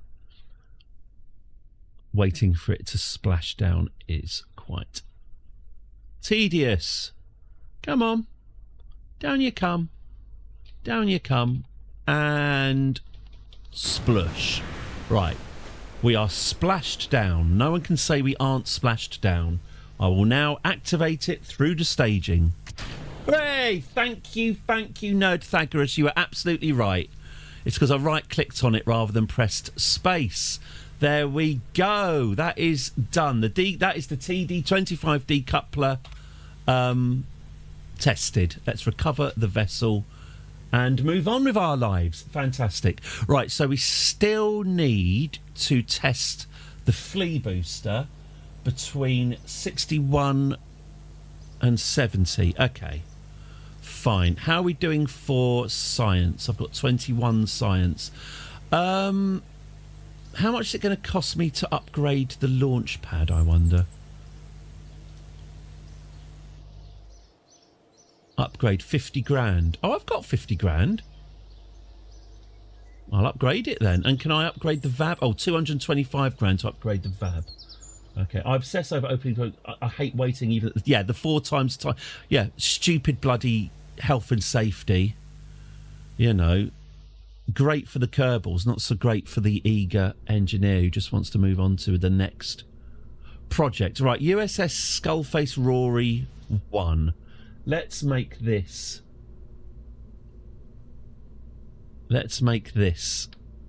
Rory 2. So we don't need that decoupler anymore, and I think that is going to improve our quality of life enormously.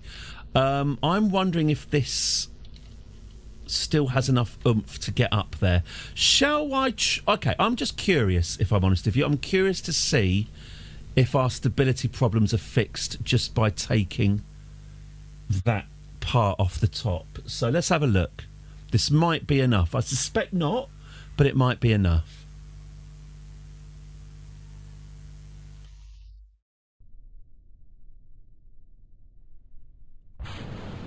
Russian style, no countdown. Jeb doesn't know which way we're going to go. Hey, look, so are we going to reach our Q1 soon? Here we go. Still nice and stable. Yeah, having that giant draggy ring at the top of our previous ship was, it turns out, bad design. Well, that is fast. Now, jettison the boosters. Woof! Ooh, that's not safe. Okay, and let's get ourselves... Okay, so normally I'd be looking at my predicted apoapsis data. I don't have that, so I'm going to have to do this by eye. Again, probably not something you want to hear mission control say, but we are where we are. Okay, so what do we need? We need to be 61 to 67 underneath 370. Okay. Ooh, now, is it worth us... You can get it from the purple in the bottom. Oh, there it is. Oh, thank you, thank you, thank you. Thank you, Nerdthagoras. Thank you. Yes, so I can. So I'm due for an apoapsis of 100. Right, we were in the zone. 61, so I need to slow down. Right, okay, I need to point downwards. And slow down. Okay. Whoop. Or maybe we can activate it on the way back down again then in that case. Let's get ourselves heading downwards. So between 61 and 67. All right.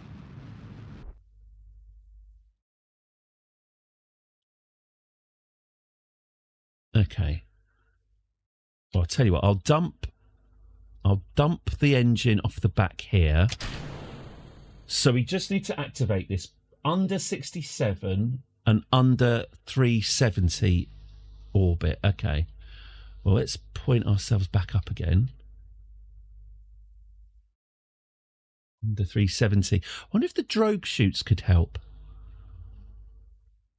Yeah, we are going too fast. I can do this again with the same ship. I was just cack-handed with my engines. I can go at half throttle and it'll be better. I'm just wondering... You know, now we're going too fast, so we do need to slow down. But maybe it'll count. Maybe if I activate it, it might still count because we'll slow down to go fast again, if you see what I mean. If I wait until we're on 61,000 meters. Okay, if I activate the booster now, now we nearly smashed into our old... No, it's not doing it. You can get a current mission status from the fourth icon down on the right. Oh, there it is. Oh, brilliant. Thank you very much. Oh, is that it then? Altitude. Have we done it? Is that it? Did we complete that contract? The decoupler's splashed down. Yep. Haul the haul. Okay. Haul. Activate the part through the staging sequence when all test conditions are met. Yeah, I think that's the bit I haven't done, isn't it? Okay, let's revert that flight. No, but the conditions are correct. Great, okay. All right, this is the one. This is the one. Thank you for that. I've been having to write the mission conditions down on a notepad file. Okay, awesome. Right, so launch 3, 2, 1, go. I like to keep him on his toes. So this will just get us up there. Oh, pardon.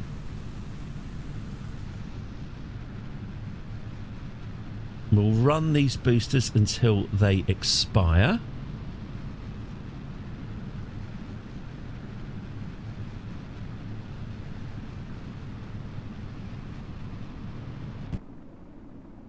And now we'll detach them. Kaboom.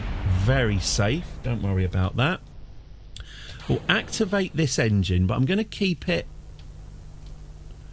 Let's go kind of half throttle with this.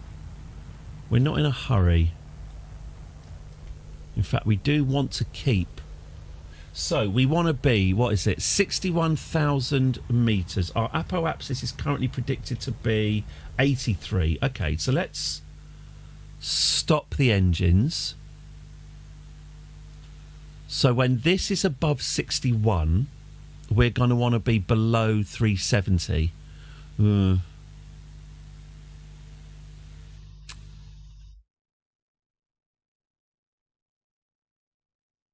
might get there. In future, I know not to activate this engine at all. And it'll probably get us there. In fact, do we even need this engine at all? Probably not. But it is providing ballast. Okay, so we are now going too fast. I'm escaping to the one place that hasn't been corrupted by capitalism. Yet. Space! So we're going too fast on the way up. Oh, you know what? Sod it. Sod it, sod it, sod it. Revert to launch. Right, this time, all boosters, no swivel engine. This is a horrible waste of money because I am now literally just using the swivel engine as ballast, but so be it. Okay, boosters, boosters, boosters. I might be better off just losing the boosters, maybe. Right, so boosters expire and then eject them nice and safely. It's fine, they smash into each other a few metres beneath the ship and explode. There we go, very, very efficient. Right, so I'm not touching this engine. Our apoapsis says 51. Oh, so we do actually need a bit of a boost. Now that's interesting.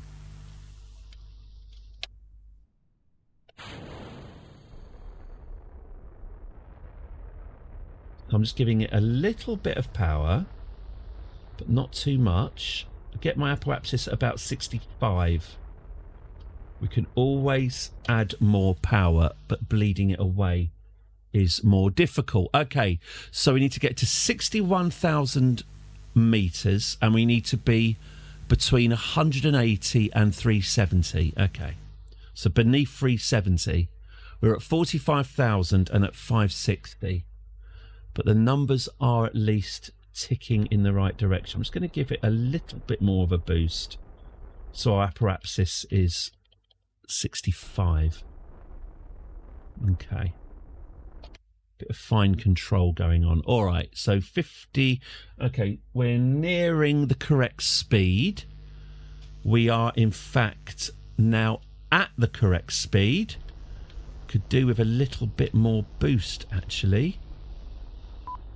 And we are now at the right speed, more or less, and the right height.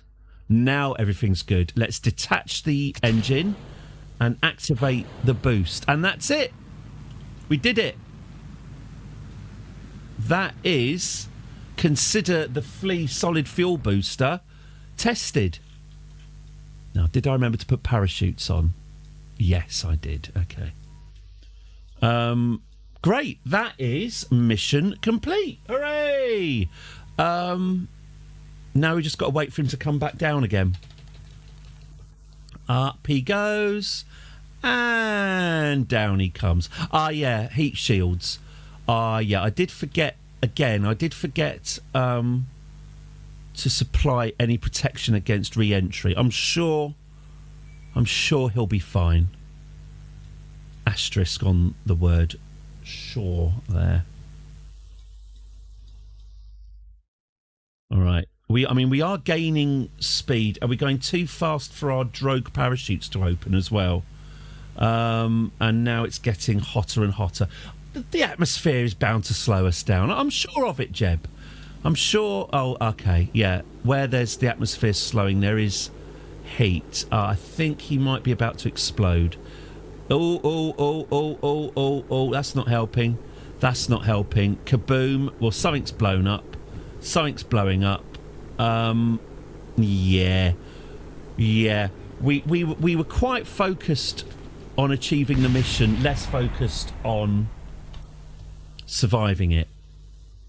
A partial success. A partial success. Okay. I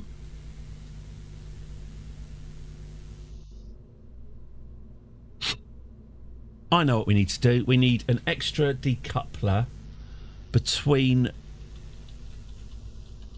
It's because we were too heavy. I need to just stick an extra decoupler in between.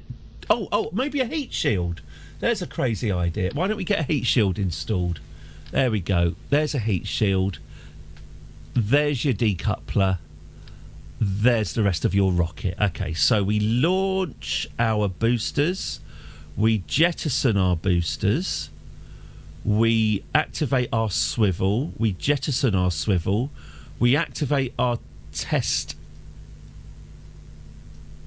booster. And then we do our parachutes. Okay. Rory Skullface 3, I believe in you. 10, 9, 8, 7, 6, 5, 4, 3, hurry up. 2, 1, 1.5, 0.3, 0.2, 0.1, go! Right. So the solids are getting us there. And then I'll use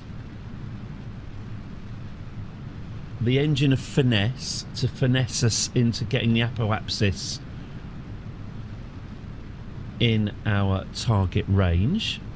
So there go the boosters. Get rid. Kaboom. Don't worry about those. Let's boost our apoapsis. So I'm looking at this now. I want this number here to be in the mid-60s. So let's boost our way all the way up. There we go. Da da da da da. 1, 2, 3, 4, 5. There we go.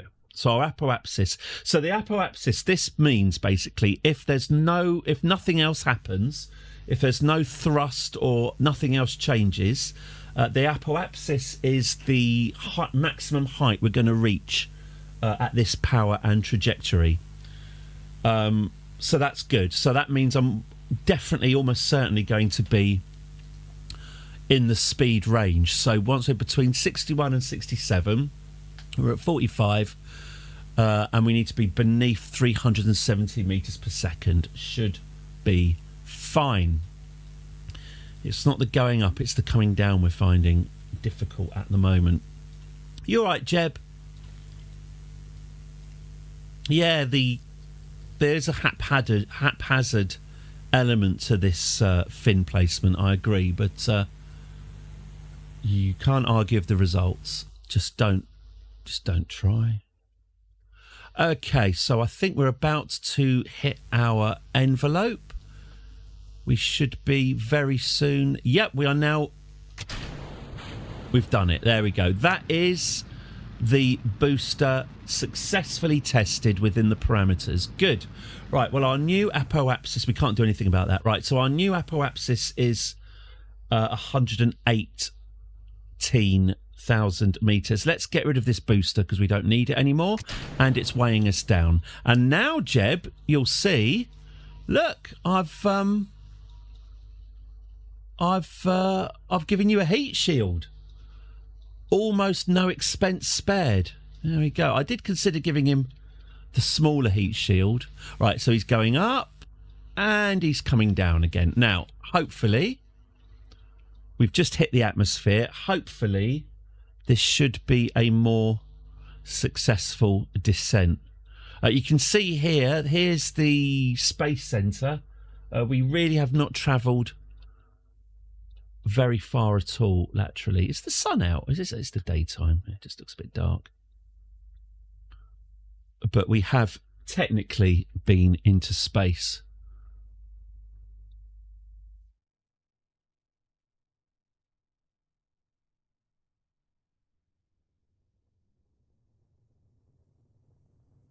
So here comes the heat shield. Hopefully well, hopefully going to keep us alive, and hopefully the heat shield's going to provide enough of a flat surface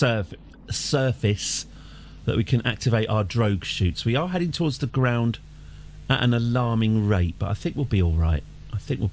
Okay, the chutes are available, so what should we say? 4,000 metres? We'll activate them. Yeah, piece of cake. That's good. Getting rid of that booster has, well, to be honest with you, probably didn't need the heat shield anyway, because we're so light, the atmosphere is just doing all the work for us. Anyway, what do we reckon? Maybe 3,000 metres. Let's live dangerously. Activate the drogue chutes. Let's get my height above the surface rather than my height above sea level. Man, I don't even need that main chute, really. It's more of a courtesy chute. Hello, Sandukan. I hope you are very well. I'm all right, thank you. To answer... Oh, shit, I'm not watching. Oh, God, I've just clicked away. Okay, it's fine. Sorry. Yeah, very good. Thank you very much. How's Jeb doing? He's about to touch down nice and gently. And done. Do you fancy doing a crew report from wherever you are? From Kerbin's Grasslands? Yeah. Bring a crew report back with you. Thank you, Jeb. Good. Mission complete. What's next? What is next? Dum-de-dum-de-dum-de-do. Lovely stuff. Right, well, let's whiz the day by and make it morning. Good. Right, what have we got here? Active, no. Active, okay. Conduct a focused... I hate these focused observational surveys. They are tedious. Test the J-20 basic jet engine at the launch site. We just have to...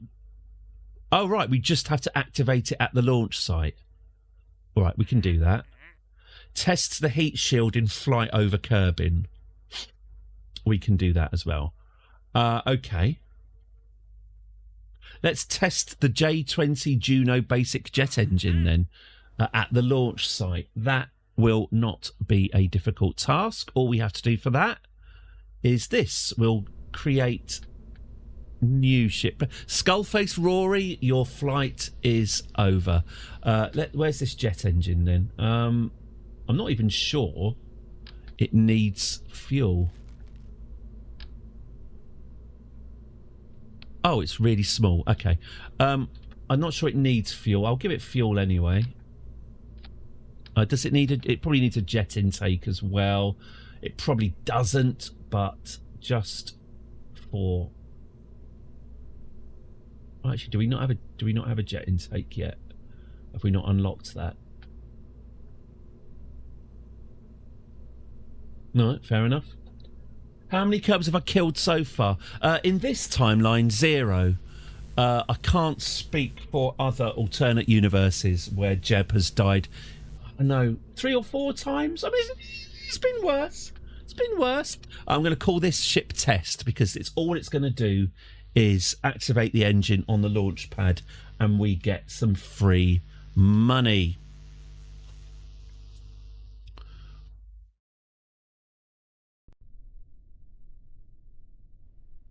Okay, ready to test? Test. And that's that. Oh, whoops. Well, a qualified success anyway. It kind of worked. All right, we'll recover that vessel. In my other game, I've got Valentina and Deswig are living in a lunar... don't say a lunar fuck station. A lunar love station, yeah. I built a lovely big base on the base of the moon, and Deswig and Valentina are living happily on there. I think my Jeb might be in an orbiting moon base at the moment. I've got a whole shuttle system set up to go between the moon base and the orbiting... Oh, it's lovely. We'll get there. We will get there on the stream. These are early days. Right, we completed that mission anyway. Good. We've not didn't get a lot of science out of it though. Test the heat shield in flight over curbing. Oh, we have to be going really fast for that one. That's an interesting one.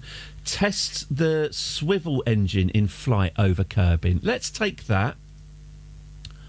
And let's test the heat shield. So we've got to test. Let's have a look. So what are our new tests? We've got two. Let's get rid of you. Let's put you back. Okay. Test the heat shield, 0.625 metres. Okay, well, which heat shield is that? That's this little one. All right, we've got to test a little heat shield. Okay, well, let's put the little heat shield. Oops. Let's put the little heat shield on top, shall we?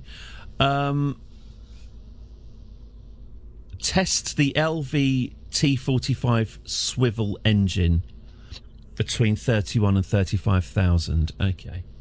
Let's build this little... Oh, by the way, what's this? Oh, this is the USS Chicken Noodles, isn't it? Or is it Chicken Super Noodles? Chicken Super Noodles 1. There we go. Right, let's make this as minimal as possible. Let's just stick a fuel tank on. Which swivel? Is it the swivel? The T45? Yeah, the T45 swivel.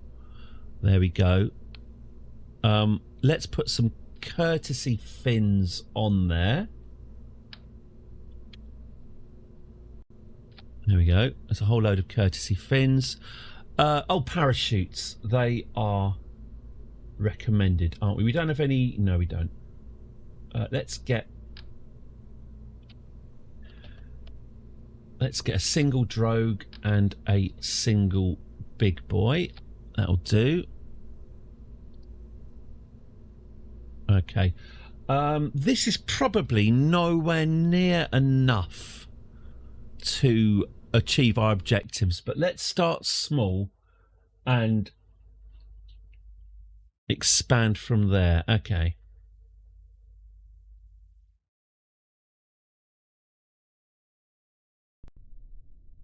So what are our missions? Our missions are test the heat shield between 16 and 28 at high speed, over 1600 meters per second. Right. Okay. Test the swivel engine between 31 and 35 at a moderate speed. Let's see what this baby can do, shall we? Let's see. 3, 2, 1, go.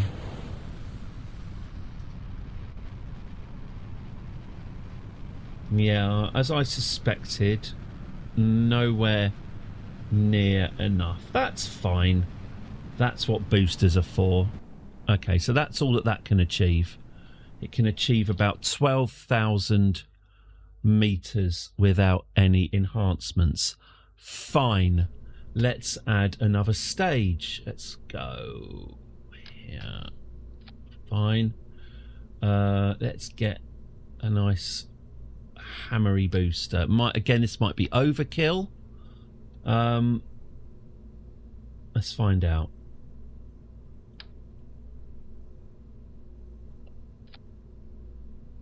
Chicken Super Noodles 2. There we go.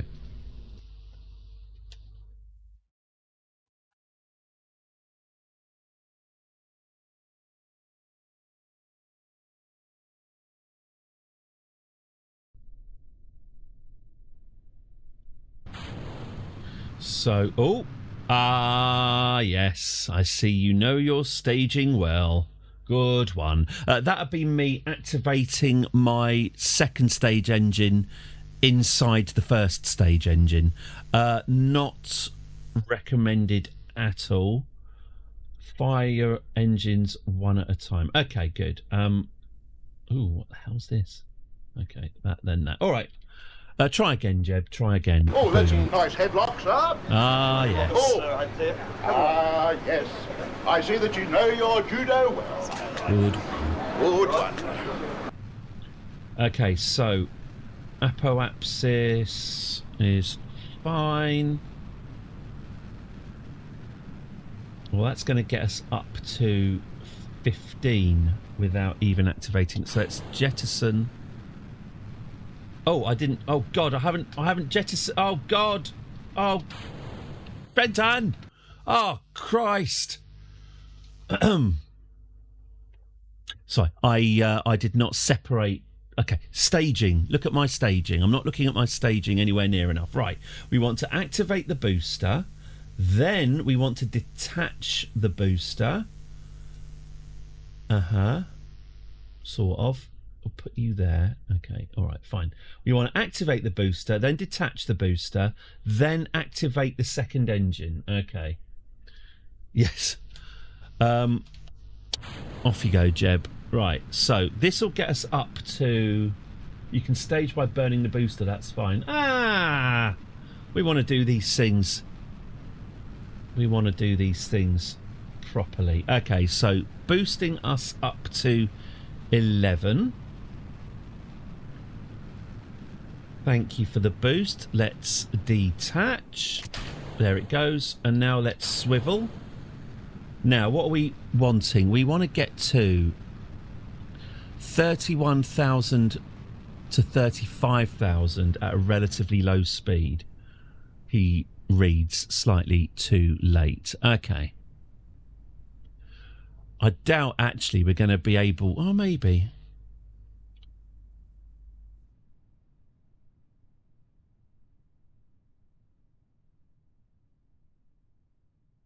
Are we going to bleed off the speed in time? I'm not sure. Have I overcooked it? Yes, I think I have, you know. Can always aim at the floor.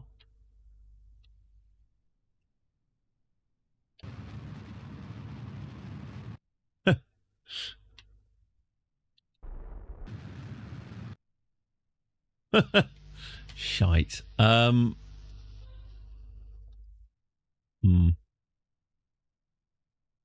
still do it. We've got to be above 380 and we've got to be below 35. Yeah, we can do that. Just going to require a bit of delicacy. So I need to be between 31 and 35,000 metres, and I need to be travelling between 380 and 480. It's surprisingly delicate. Oh, and I've got almost no fuel. Okay, that'd be a revert. That'd be a revert. Good old revert to launch. How many lives has that saved? Okay, right. Booster, jettison. In that order. Okay, and then... Okay, no daylight today. It's cheap. It's almost certainly only pennies on Steam, I would have thought at this point. Everyone got fired. Good work, everyone. You're all fired. Okay. We'll just get an entirely new crew to do the sequel. Who needs experience? Okay. So... Yeah, revert to launch for your adult. Yes. Okay, I could just need to leave the house again. Right, what we got here? So we've got an apoapsis. Okay, we're going to need more than that. Let's get our apoapsis to what? 33. That'll do, won't it? Okay, so we need to be between... Oh, by the way, this is just the career mode. Sandbox mode, obviously, you can just... Did KSP... So, yeah, I was one of the mugs who bought KSP2. By the time it was pulled, it was almost had the most of the functionality of KSP1. They were actually bloody getting somewhere. No criticism at all of... Hang on.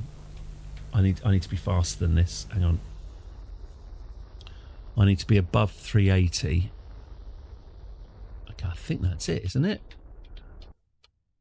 Come on.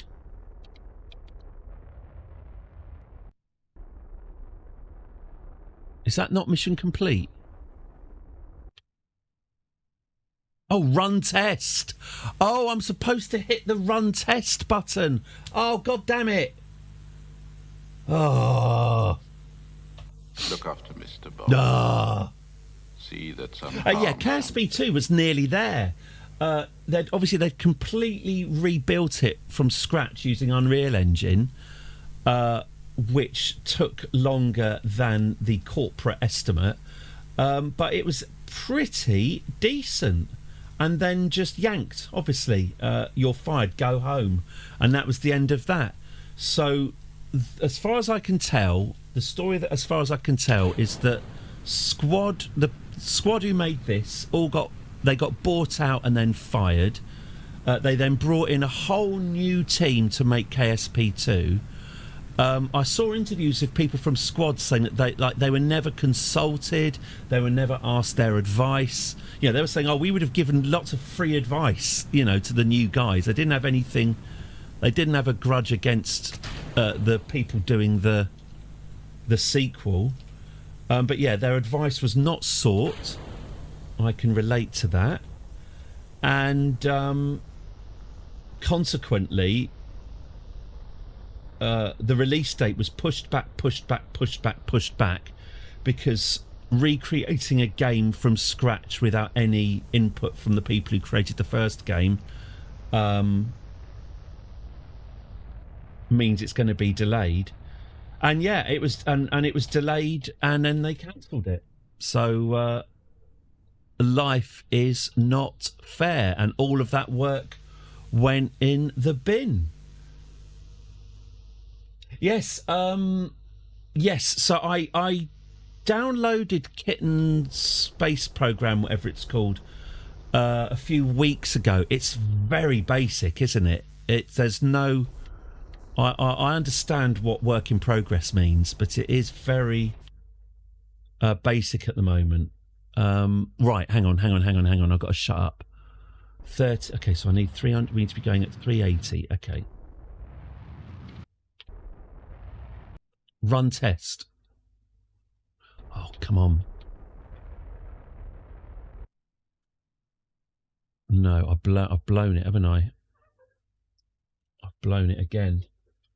They built their own engine from scratch. Is it not Unreal? Meow.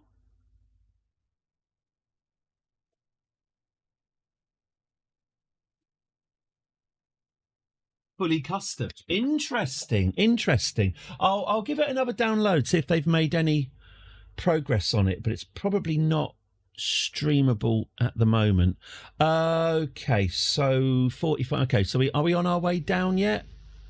We're on our way down. We're going to try and hit 380 to 480 between 31 and 35 on our way down. I need to hit the run test when all four of these conditions are met. Also, don't have that much fuel left. Okay, so 35, and we need to be going slower than 480. Okay. I'm building up speed as we descend. Too much speed, really. Let's try and burn some of that off. Okay, another 5,000 meters to go. Okay, I think that'll do it. Okay. Okay, we're out. Yes! Did it! Good. Test complete. That was narrow. That was... Oh, good. Good. I'm happy that test was completed. Oh dear, bad news. I have just activated my parachutes far too early, which means we're going to have a long journey back down. But there we go. That is that part tested. Yeah, all right, okay. A nice slow descent for Jeb. Fine. So that leaves us with one more. Oh, it's 2 o'clock. It's 2 o'clock. That's the end of the stream. Do I do one more attempt? We've got one more mission on the books. Should we get that one done, and then tomorrow we can start doing some missions that are a little bit little bit more exciting. This is the grind at the start of the campaign to make sure we've got enough money and science to do the exciting stuff. This game, you know, we will be, just to sort of make it clear, we will be travelling to other planets and exploring other planets. We have a whole solar system ahead of us. This isn't it. But for now, it's the afternoon and I need to go and have lunch. Let's have a look. So we can activate this. What, 500 meters? Oh, look at that. We can get down there. The drogue chute. That's fine. Let's activate our big boy at 500, shall we? And there we go. Oh, lovely. Smooth as an arse. There we go. Down you come, Jeb. There we go. Recover that vessel. Mission complete. Right, should we do one more? What have I got to do? I've got to test that heat shield while going at high speed through the atmosphere. So for that, I think I'm going to have to build a missile, aren't I? Active, what's this? Test the heat shield in flight over Kerbin. Altitude 16,000 to 28,000 at, let's say, 1,800 meters per second. Okay, so we're going to have to build ourselves a missile.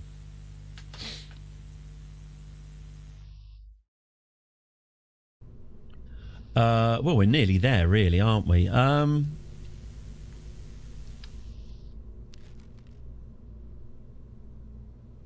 actually, can we?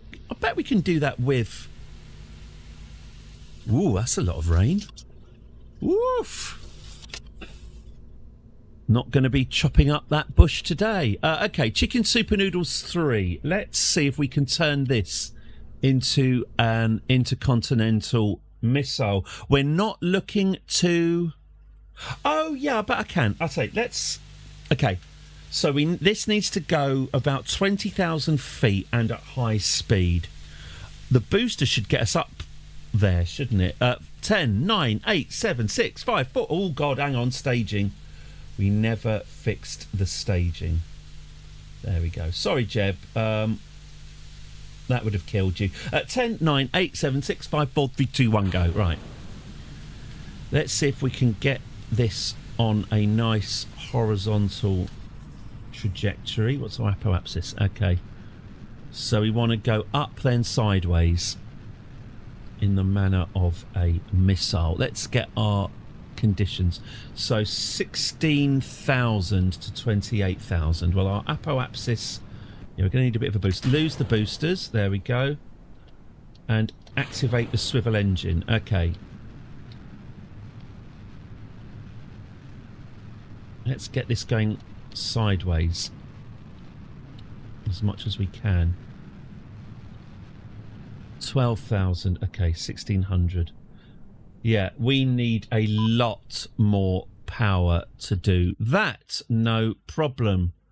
If it's a exciting missile they want, it's an exciting missile they'll get. Okay, so that's not anywhere near enough fuel. Let's triple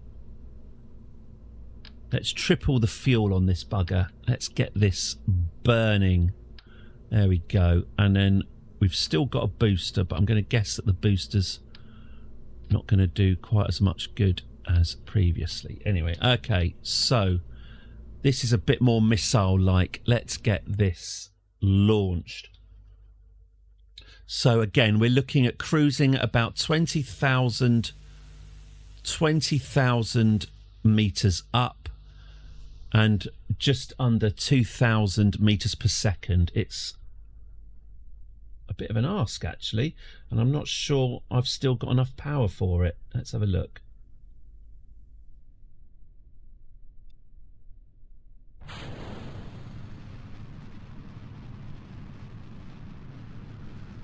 Get this bugger going sideways. Okay.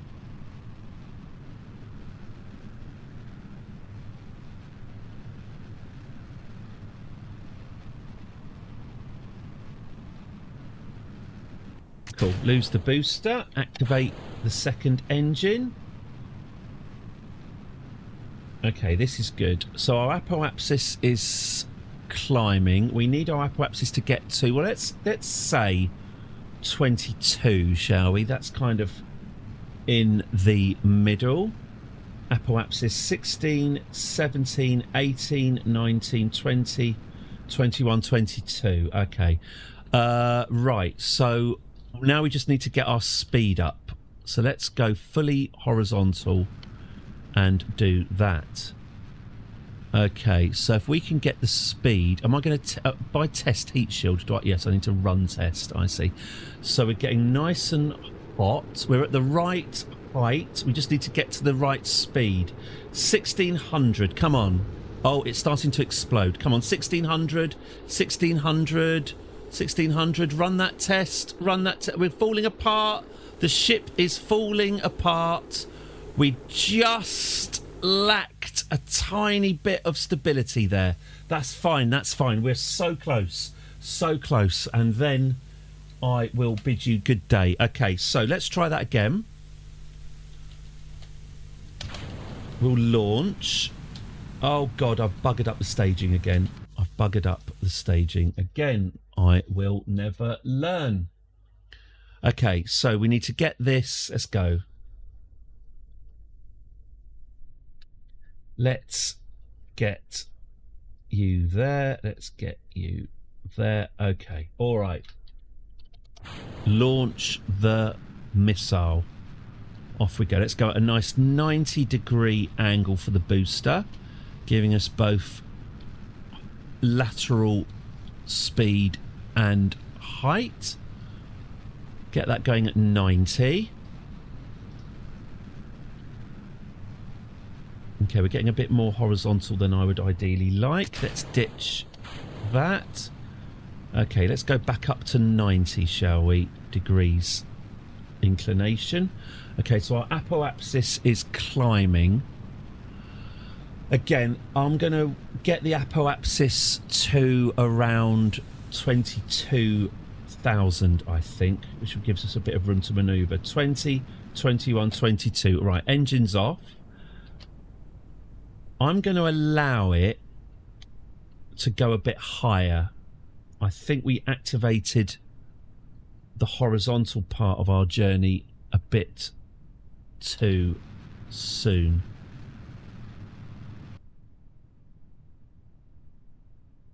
I think once we hit 20, which is now, let's go. Okay, so we're a little bit higher in the atmosphere. There should be less heat. So what we need now is for this to reach 1620.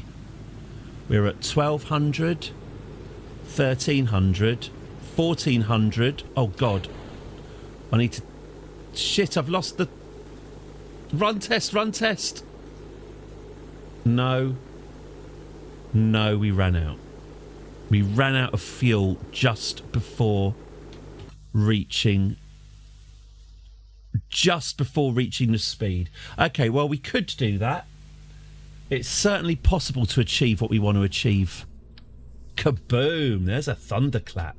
Fantastic. I'm just going to add one more fuel tank. Like an addict, just one more fuel tank should sort this out.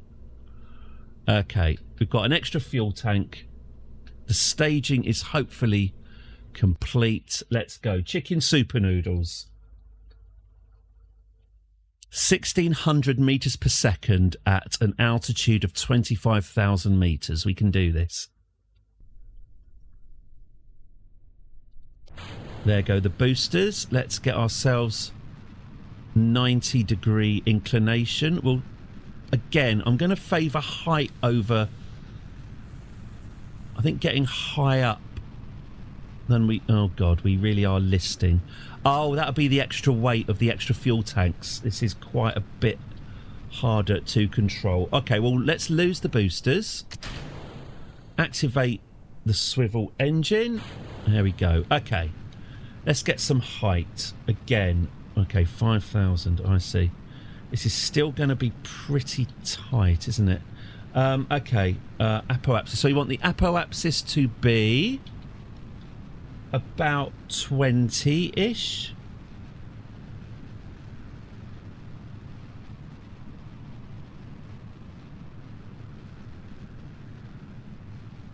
Okay, now let's go horizontal.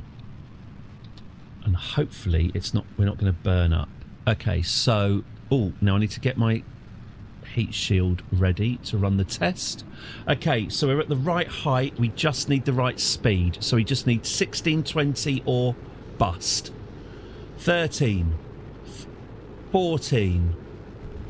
Oh, God. 15. 16, 20. Run the test. Run the test. Done. Done. Success. Power down. Power down. Power down. Right. How are we doing, Jeb? It doesn't look great, Jeb. It doesn't look great. Come on. I believe in you. I believe in you. Oh, now. I might not have... Oh, now, Jeb, there is something. I might have forgotten to put enough parachutes on. Yeah. I forgot to build in... Yeah, Jeb, sorry. I forgot to build the decoupler that decouples the crew, the bit that you're in, from the rest of the rocket. Yeah, the whole rocket is going to come down as one, Jeb.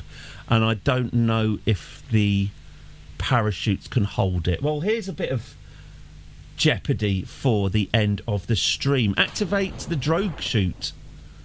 I'm not convinced. I'm not convinced. I'm sure once the drogue chute inflates, things will be looking a lot rosier. How are you doing, Jeb, by the way? Yeah, that I see the altimeter ticking down. I can see that you're worried. Yeah, the view outside your module not looking... Yeah, that's horrifying. Good luck, mate. Good luck.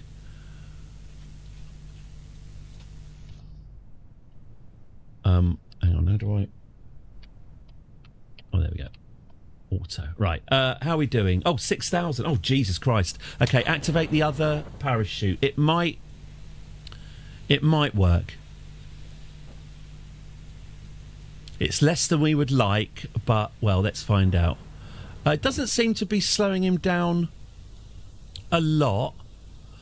Okay, it's not so much, is this going to be comfortable? It's more, is this going to be survivable? There is a difference. Okay, oh, well, all right. Okay, the inflating chute has slowed him down to 60. Not bad. Will he survive?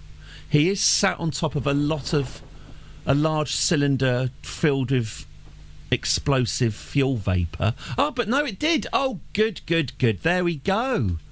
There's your main chute opening, and he's drifting down at an annoyingly slow pace. Excellent. Well done, Jeb. That was brave. Well done. Mission complete. Jeb, you lucky bastard. Oh, you lucky bastard. Yeah. Sighs of relief. Oh, here we go. Splush.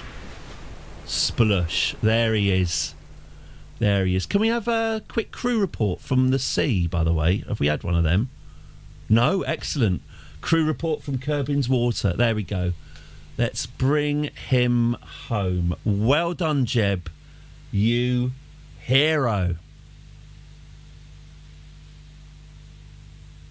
And what's our reward for doing all of that?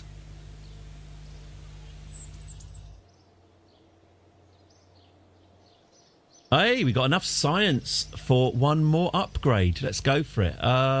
What do we want? Advanced rocketry, general construction. Oh, yeah, actually, general construction.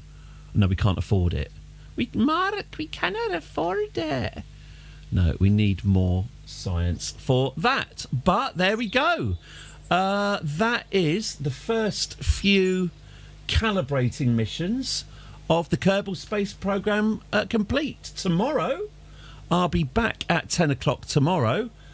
Maybe we can start preparing to think about paving the way for building the foundations towards going into orbit. Wouldn't that be exciting? Tomorrow, next stop, Orbit. But we've probably got a few more equipment tests to do before then. Well, there you go. Hang on, let me just save my game. There we go. Right. Well, there we go. I guess that was day one of Kerbal Space Program. I am sorry for Crusader Kings III coming to quite an unsatisfying end. As I say, I honestly don't think it's my computer. I think it's just the game got full. I think the code is just full. We've got too many people in too many parts of the world being tracked. I say, if anyone does have some really solid ideas on how to fix that, that'd be awesome. But I think this might be the pivot. This might be the pivot to a Kerbal-based stream. So all things being equal, I'll be back tomorrow for the continuing adventures of Jeb Kerman. Thank you all very much for joining me. Thank all of you, actually. There's loads of you. Excellent. Thank you very much. If you haven't followed me already, please do. I crave your following. I crave your validation. And more importantly, so does the algorithm. So please do follow me if you haven't. Subscribing is even better. We've got animated emotes. We've got 1.5 channel points. We've got you can make Christopher Walken do this. I think I don't think this one's available to subscribe. You can make this happen. Amazing stuff. Imagine how happy you'd be. Happy at there we go. There's Jeb's landing in the other universe. Yes, please do subscribe if you can. You can use Amazon Prime, or I could say just follow. It's all good. I stream every weekday UK time, 10 till 2 UK time.